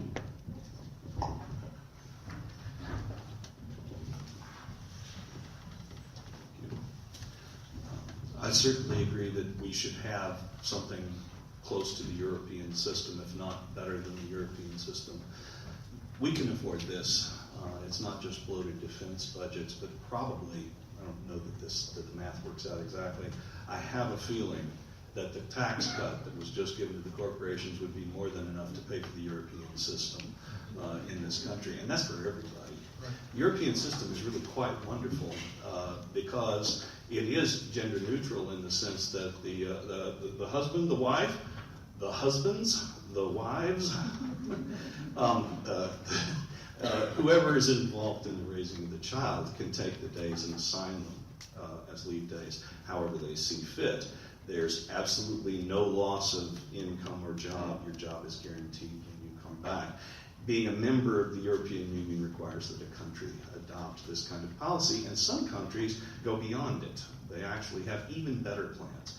I don't see any reason at all why we can't do exactly the same thing here, except that we seem to want to give Walmart more money than we want to give families, and it is hypocritical for that other party, and he who shall not be named. Brendan has done it, but I was wondering if anybody was going to actually say Voldemort's name. But in any case, we certainly not only can't afford this, but we need to stand up to the people who tell us that this is too expensive. Compared to the defense budget, this is nothing. It's not a drop in a bucket, and it makes everybody happier. It doesn't only make us happier, it also makes us more productive, and it increases our GDP. Look, the European countries with the largest or the most comprehensive gender-neutral parental leave programs are killing us in GDP per capita. They are smoking us, which means higher tax revenues, which means a better economy. See, we have to look at this all as quality of life and humanity in our policies and politics. And the reason why we've lost sight of that is because we are so addicted to PACs, super PACs, political loophole contributions, corporate donations, that we can't even make a single common sense moral decision in Congress because we're so addicted to this money in politics. And I want to bring up something because Brendan brought up unions, and we need to talk about unions. Because unions can now no longer just have turned into a political organization fighting for candidates. They need to take up these battles. We want parental leave, unions get behind it. I know the teachers union is the most diverse union, but the labor union is not so diverse. Diversify, strengthen, get women involved, fight for parental leave. We've got these new battles, these new labor battles that the unions need to be a part of. And that's how we're going to make unions stronger. That's how we're going to get unions behind these types of battles that need to be fought for our future and for future generations. Thank you.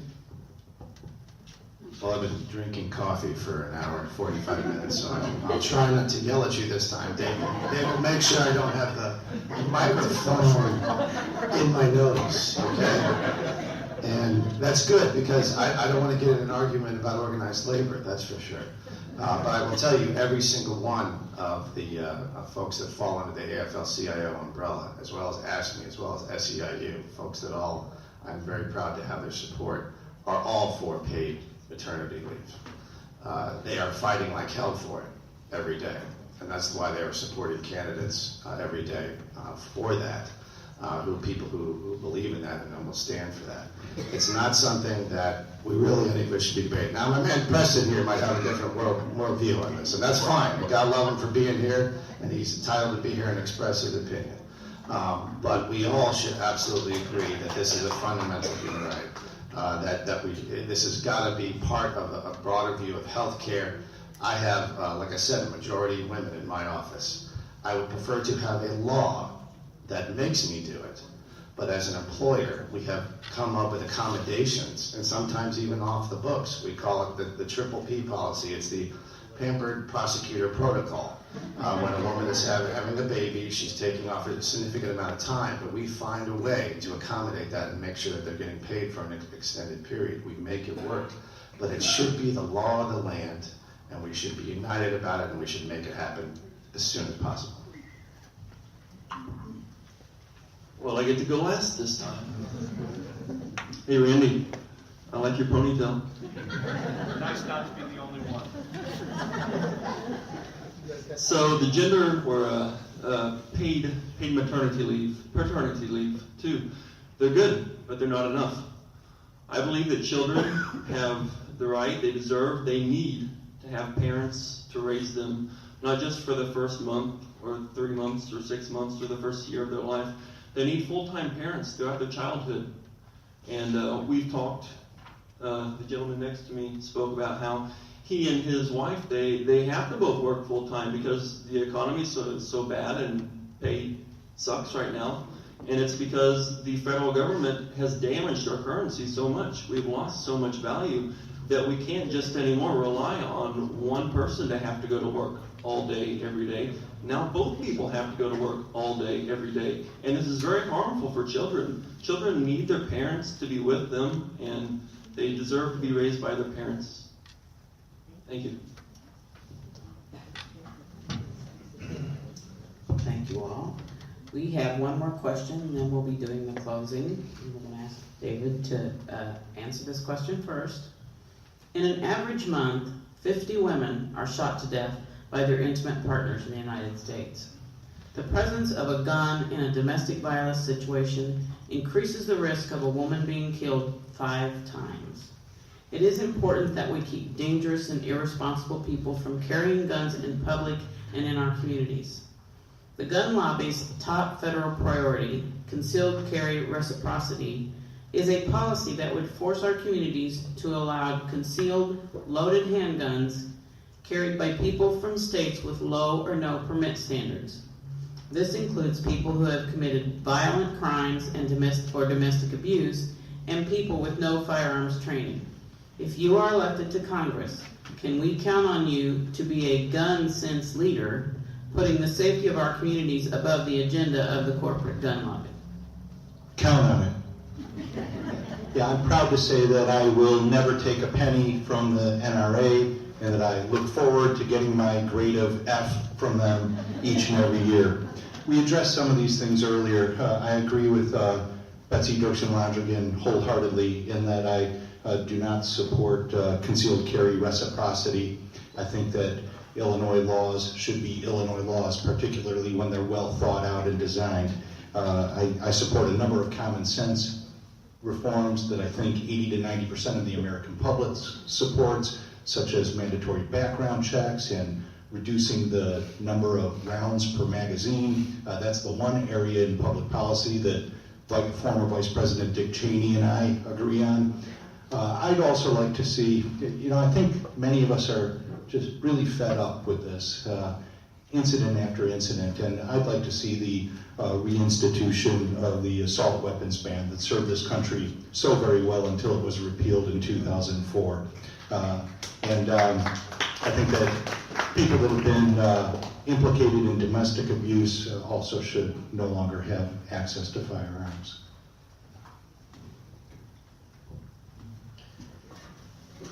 So just to address the reciprocity issue, I've said this repeatedly throughout the campaign, the notion that the Republicans in Congress who love to talk about states' rights have suddenly forgotten their interest in states' rights when it comes to reciprocity is, I'm using this word a lot, but it's ludicrous. A lot of what's happening in Washington right now is ludicrous. So I'm absolutely opposed to what they're trying to push through. And the notion that they're trying to take away Illinois' right to decide what its concealed carry law is abominable. And the fact that they're doing that while we continue to see gun violence go throughout this country on a daily basis. And I know we end up focusing on the school shootings because, of course, we should. They're tragedies. But we can't forget what's happening in between the school shootings. There are shootings every day in this country. And when it comes to domestic violence, the notion that someone who's been convicted of domestic violence could go buy a gun without a background check is also something we have to fix immediately. And we can do that. There is interest in this country to do it. It's not as if the people don't want to get this done. It's because we have members of Congress who are bought and sold by the NRA and the gun lobby, and they're refusing to do anything about it. And I want to talk a little bit about violence against women, too, because that's an issue that we have to continue to confront in this country, and it's something that we are not doing enough on. In the 1990s, Joe Biden led an effort to get a law passed, the Violence Against Women Act. That law made some very important policy provisions that were advancements. It didn't do enough, but one thing that has happened is the Supreme Court, led by Rehnquist and the conservatives, repealed the law that allowed women to go to federal court. And we have to fix that as soon as we can, because it allowed more women to have access to the court system to address their issues.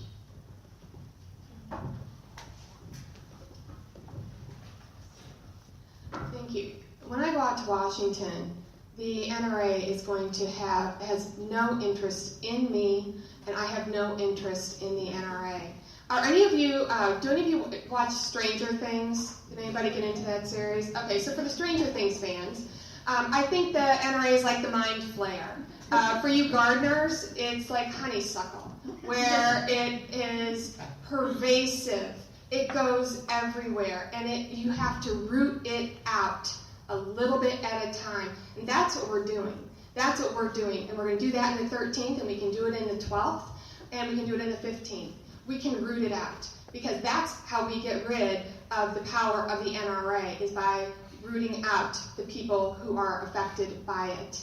And when we talk about protecting the Second Amendment, one thing that people always forget is that it has been held over and over again that it's consistent with the Second Amendment to ban unlawful weapons and ones that are unusual or not regular, not typically used, like an M16 or an AR-15.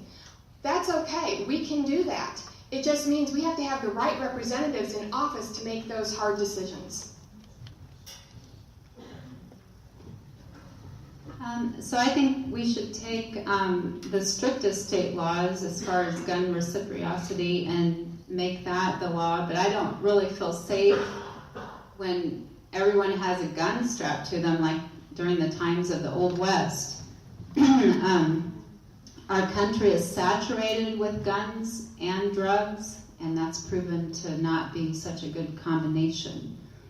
Our military guards the opium fields in Afghanistan, and they turn a blind eye to the 400 heroin labs in Tajikistan. We've got a DEA that blocked regulators from doing their job, and the result of that was an over-prescribing of opioids. We have unsafe psychotropic drugs that are put on the market knowingly that they cause violence and gun shootings. Yet Donald Trump has cut rehabilitation, and we have over 65,000 drug overdose deaths a year. We need to prosecute the bad players in our CIA, military, and pharmaceutical companies and adopt the same gun regulations as Europe. Because in Europe, there are like 5 times more gun shootings here in America than in Europe. We need gun training, register and end the private sales of guns. Illinois was the last state to get concealed carry. We were forced into it by the legal system. Illinois has a great training program for concealed carry. It's 16 hours, 8 hours of laws and 8 hours in the field. So I think that it really, my daughter is getting her concealed carry, although I've taught her well. She's going to know how to handle a weapon and defend herself. The notion, I think the states' right comment down here, I couldn't agree, where states' rights, the notion that we're going to get people from other states that have no laws jammed down our throats is just really maddening, for lack of a better attitude at this point. I think I'm going to one-up you there, Doctor, on the grade from the NRA, because the first one went on the fire pile, and the second one came certified mail, and I had a few words on it as I sent it back to them. So I'm going to trump you on that, so to say.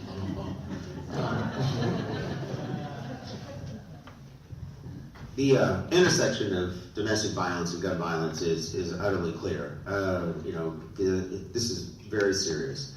We're losing too many people, and the system doesn't protect people, and that's what it's supposed to do.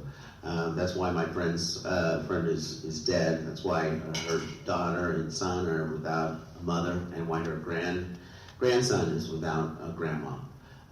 It's bloody serious. We have to do better. The thing is, repeated violent offenders can get back out on the street by just giving some information about some drugs or something. And that's part of the problem, is that we don't put away violent offenders. Instead, we're so focused on drugs and other, light crimes, when we should, we criminalize mental illness, which is, part of the problem too. We have some real issues with guns, and we have a lot of great ideas as Democrats on how to do better with that. But with domestic violence, we have to listen to women and men, and we have to protect them within the system. In my hometown, my first event, a lady said, "Didn't she have it coming?" And that blew me away, that a woman would say that. But that's what we're fighting against.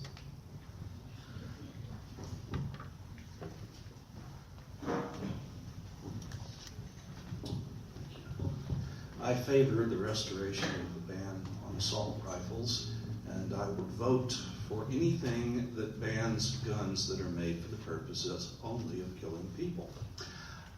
I'm not interested in taking the hunters' guns away from them, and I do understand as a civil libertarian that the Bill of Rights needs to be defended.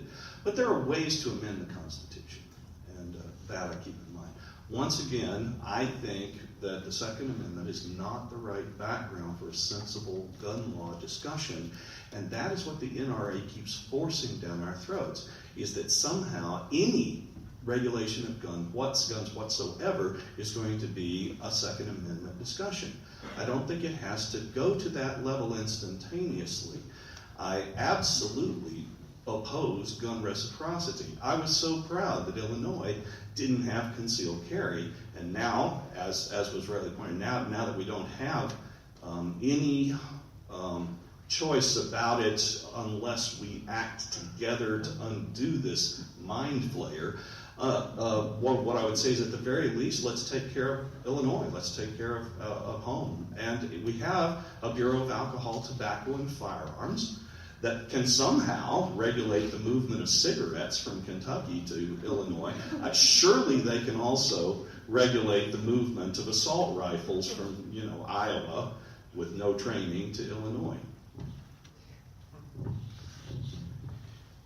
So I want to reiterate a major point that's been brought up a couple times, and that is a majority of Americans want common sense gun legislation. A majority, a vast majority. And what we are doing is we are allowing the NRA to control this narrative as if a majority does not. And they do that by funding well politicians in our country on both sides. And here's the thing, we have to look for that trail. We have to be vigilant. Even if it's a Democrat, we need to call them out. If they're taking political loophole contributions from another politician who takes NRA money, we need to call them out, because that's happening. We don't have a gun problem in the United States. We have many. We don't lead the world in domestic violence. We lead the world in domestic violence that ends in death. We don't lead the world in violent crimes. We lead the world in lethal violent crimes.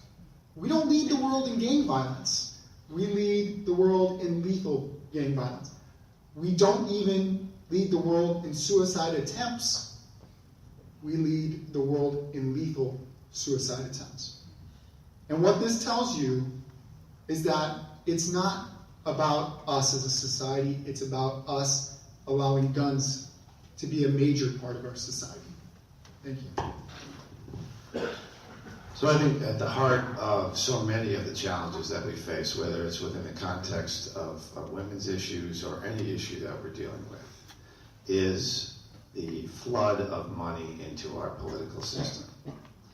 It has been something that I have believed in from before I was even running for Congress, that it is something that is eating at the heart of our democracy.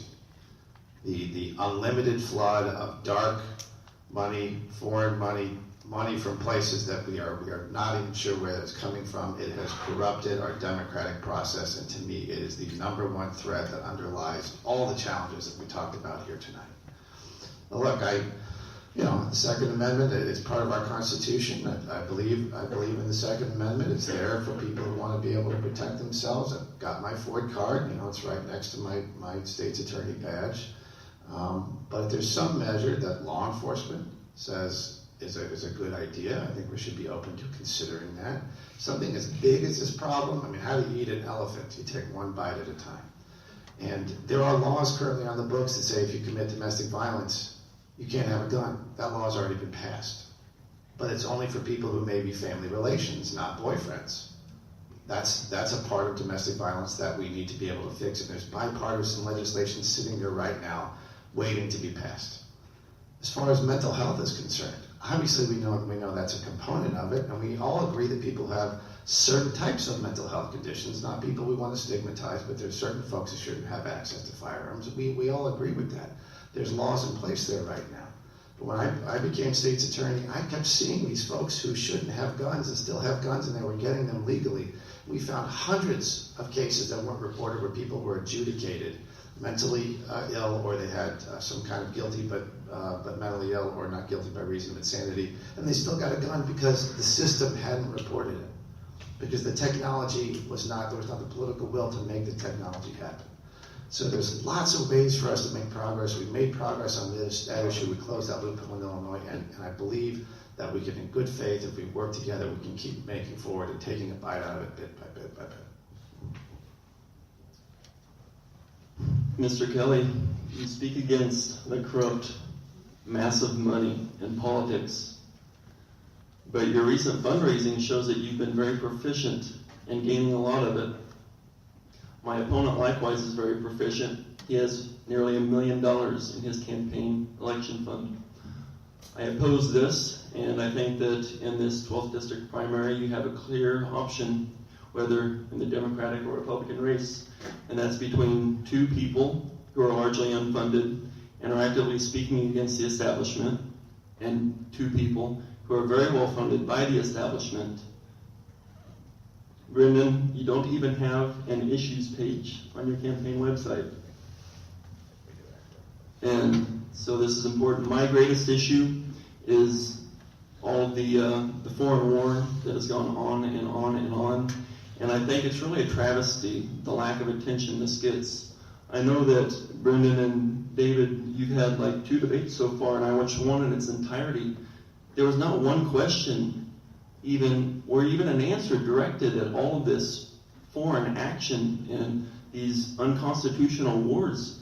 If you read the Constitution, Article 1, Section 8 clearly defines what Congress's job is. One of the big jobs is to manage the currency, but maybe the largest, most serious and important job is to manage and control the state of our military and whether or not we enter conflict or do not enter conflict. It's not for the executive, it's for us. And we do not do our servicemen and women a favor when we ask them to defend every border from Africa to Afghanistan, when we remain silent on these issues, when we remain silent on the fact that our government has been arming terrorists for decades. Since the 80s in Afghanistan, they armed over 12,000 Afghanis and Saudi imports too. Who do you think fought against us in 2001 when we invaded? And that's not it. In Syria, we've been sending weapons to Syria since 2011, clandestinely. In 2012, there was an intelligence report that said that if we go about supporting terrorists in Syria... Can we please move on? You've used your time.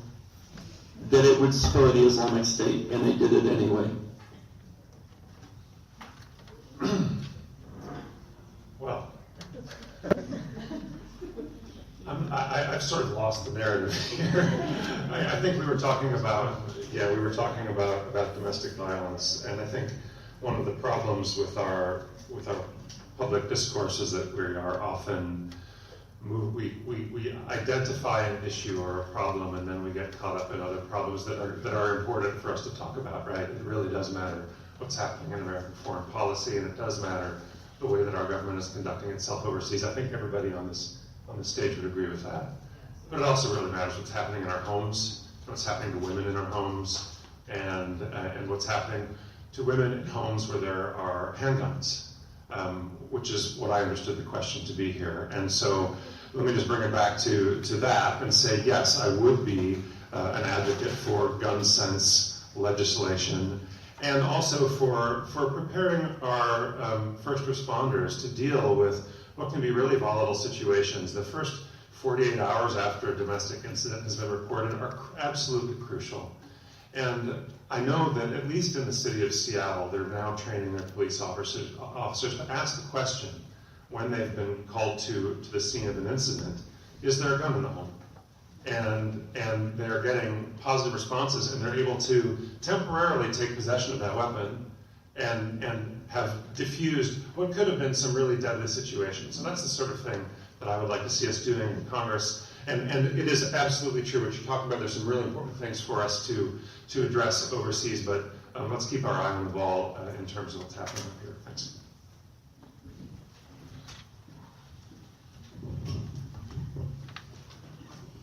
In closing, would each candidate please take 1 minute to tell the attendees why they should vote for them? Thank you. And just quickly, I want to say thank you to the Southwestern Illinois Democratic Women, to Indivisible, and to IBEW for doing this event again. I know it's not easy. Can we just do a round of applause for that?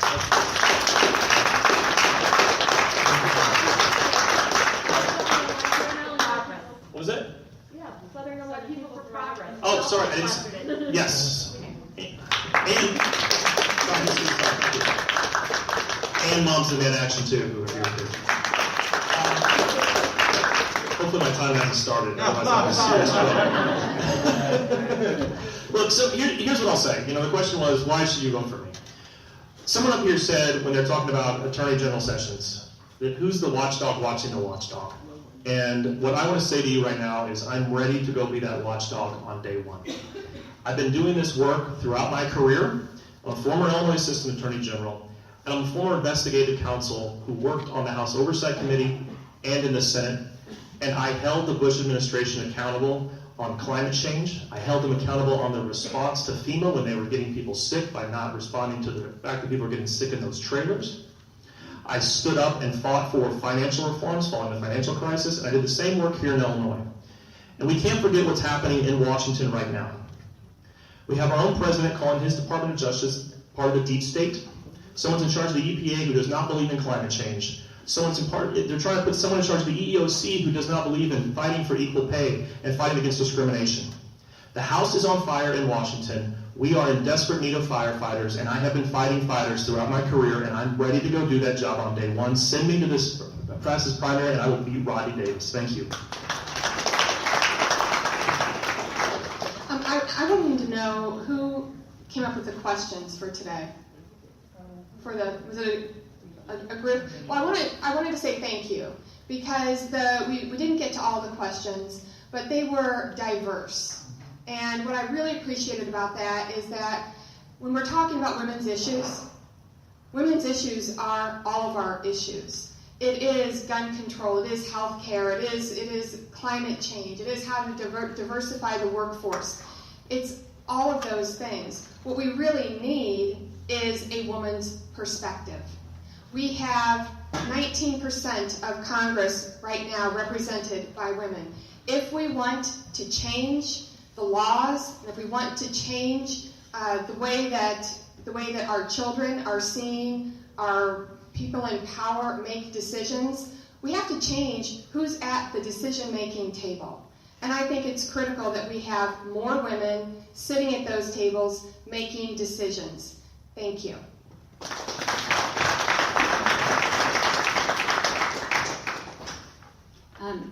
I am I don't know how I stand out. I guess I'm the only candidate who really wants to take on powerful players and actually address the drug trade in this world.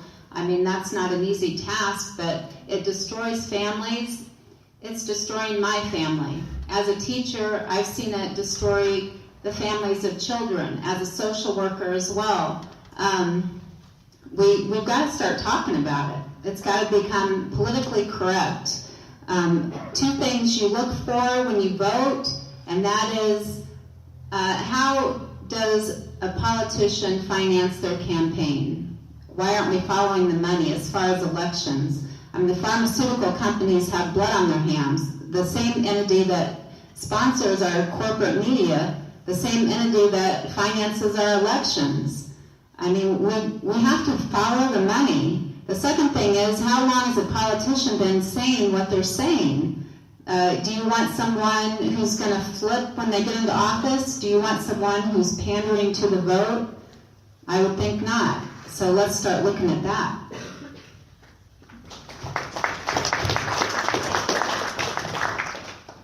I'm not really big about talking about myself. I can tell you. Sorry. Coming from a doctor? I know. Oh, yeah, right.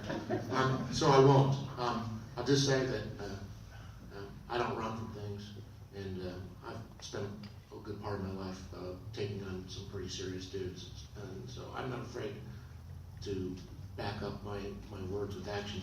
But I really been wanting to say this all day. This election right here, it's about women. Jesus Christ, we've got 30 seconds. It's about women and the women's movement, all right? Women have been leading this resistance since 10 November 16, and they're going to continue to lead this resistance.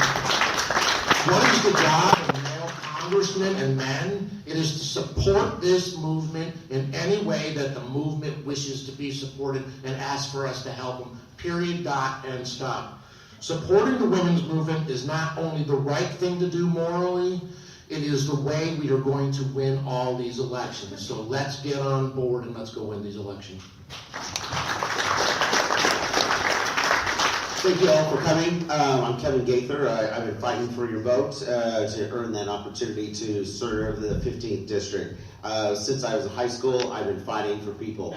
I fought to pass a referendum to get a new elementary school. We succeeded. I went to one of the most conservative colleges in the Midwest, Rose-Hulman, and I fought for diverse populations to have a voice. I went to Indianapolis. I fought in inner city neighborhoods for children, for their families, and I also fought the State Department of Health to protect and strengthen health care for the most vulnerable citizens in Indiana. I came back to home, and I stood up for women. I saw all of these men just watching women being taken advantage of, and one of my friends ended up being murdered. And because of all the things that I saw, that's why every single person said, it's like, you have to talk to me, to the investigator, and that's why I testified in the trial. And this is what I've been taking all across the 33 counties of the 15th district, because I care. I have the experience to get things done, and you know what? We are all here for the same reason, because we want to make a difference. Thank you so much.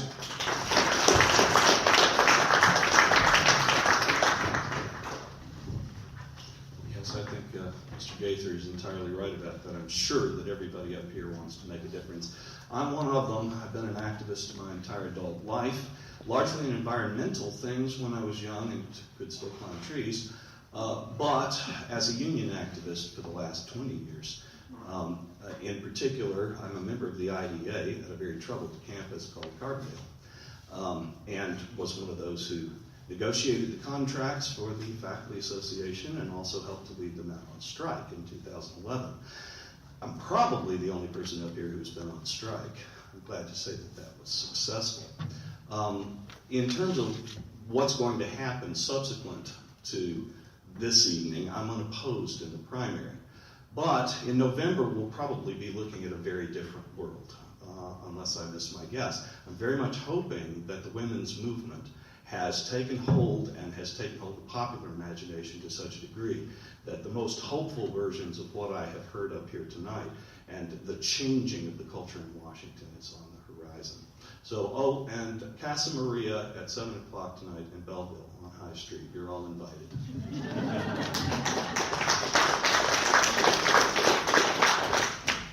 Folks, it's time for humanity in politics.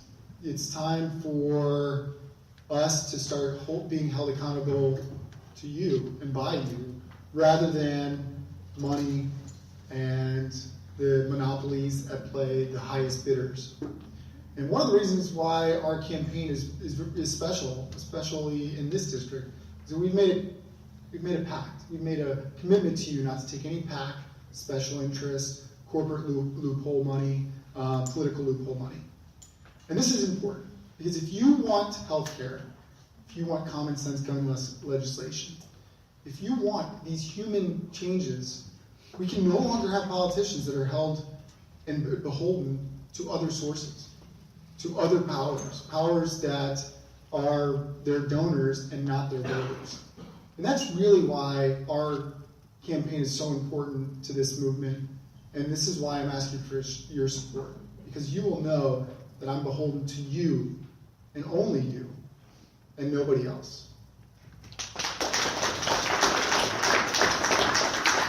Well, thank you to everybody who helped organize this. This is how it's supposed to be.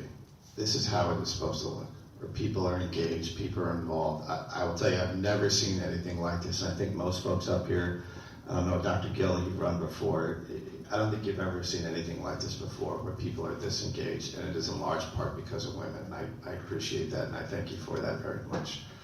Now, this district is a place where we will learn the lesson perhaps more than anywhere, perhaps other districts in Illinois. But just because we're right doesn't mean we're going to win. We were right in 16. We were on the right side, and we lost. We have to outwork them. We have to out-hustle them. We have to make sure that everybody is engaged, because the fate of the nation is going to be decided in this particular election. And it is not easy to say, but this district was won by Donald Trump, but it was also won by Tammy Duckworth, overwhelmingly. And we have to listen to that and hear that loud and clear and understand what people are saying. It is not left versus right. It is up versus down.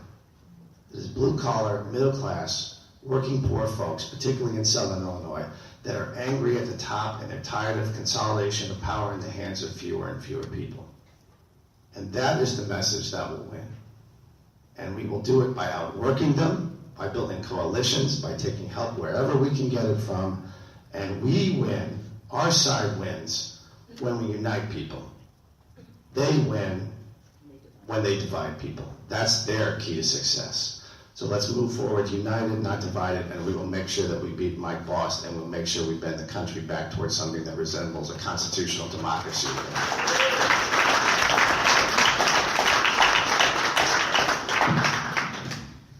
I'd like to give a nod to the woman to my far left who has spoken against the horrors of the pharmaceutical industry. There was recently a bill, the DEA was investigating the largest government contractor that provides pharmaceutical goods, McKesson, and the Congress basically railroaded that investigation. It was going to be a massive criminal thing. They were going to put people in jail and fine them $1 billion. And it was all railroaded by a bill that passed unanimously in both the House and the Senate. So you should vote for me, because I'm beholden to neither of the two major parties. You should also vote for me because I truly value the Constitution, and I won't keep my eye on that ball. When a legislator takes office, he makes an oath to uphold the Constitution. And the end of the Bill of Rights, which was passed closely after the Constitution, because the founders saw that, people are going to take away rights. They say the enumeration in the Constitution of certain rights shall not be construed to deny or disparage others restrained by the people. And also the powers not delegated to the United States by the Constitution, nor prohibited by it to the states, are reserved to the states respectively or to the people. So we have our rights regardless what anyone says, regardless what people want to say we're allowed to do. Keep your rights, demand them, and thank you all for being here. God bless you all. God bless America.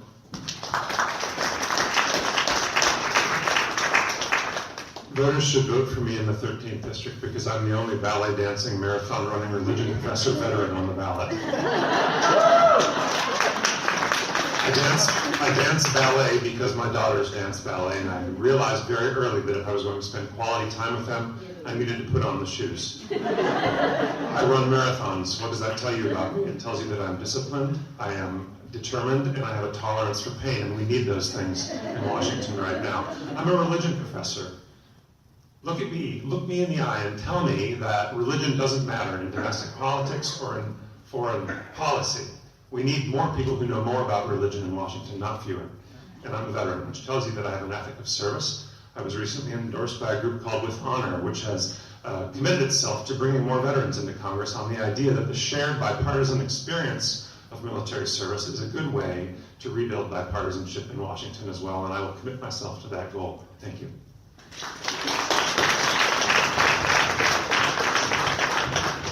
I need your support on March 20th because we must establish a new House Democratic majority, and Illinois 13 can be a part of that.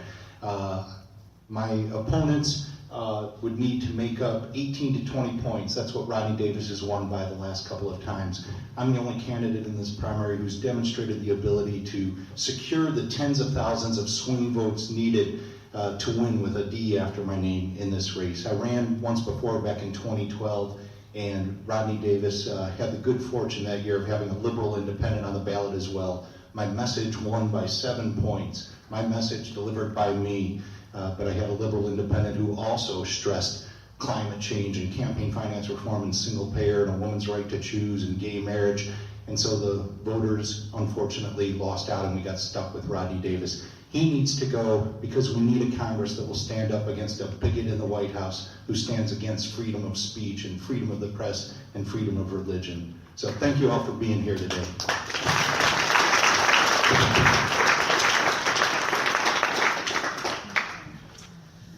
Thank you, candidates and attendees, for participating in our forum. We also want to announce that through your generous donations, we have raised $340 for the IBEW for opening their doors to us. We would like to make the presentation now. We would like to make the presentation now, and then we will close the forum. Thank you, Tim, very much for the use of your hall today. I'd love to be in the house. Please see that this goes to good use.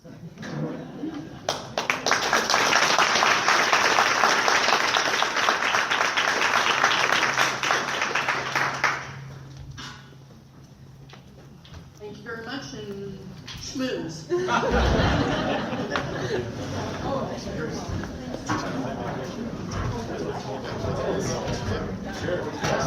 Don't fall. Thanks,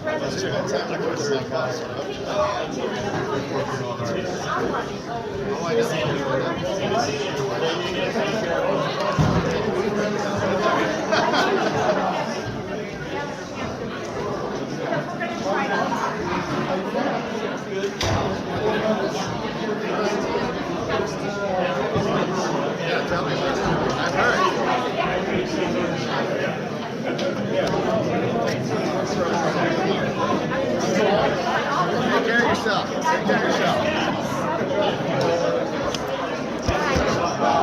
I was talking about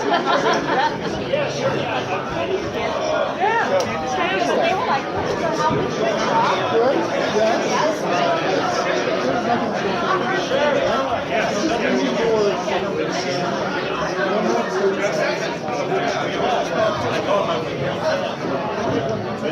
How's it going, buddy? Good.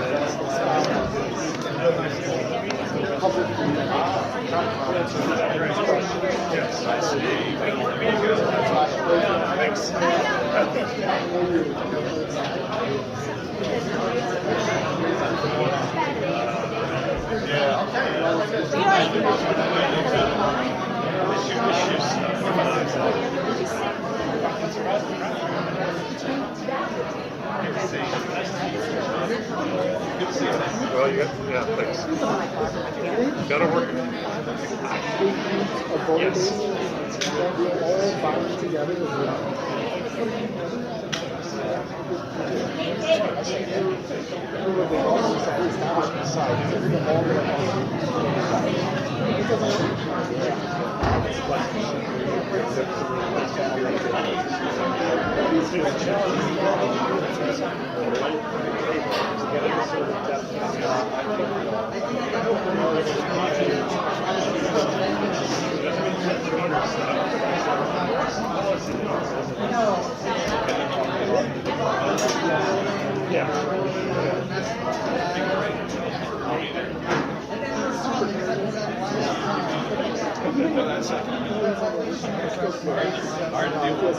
Thanks for coming. Thank you. Very nice job. Thanks. Hey, you rocked it. Good job. Yeah, thank you. You too. Good luck with your race. Yeah, you too. Thanks. All right, we're watching you. So, John, yes. Are you the guy they modeled the role of Tim Daly on the Madam Secretary?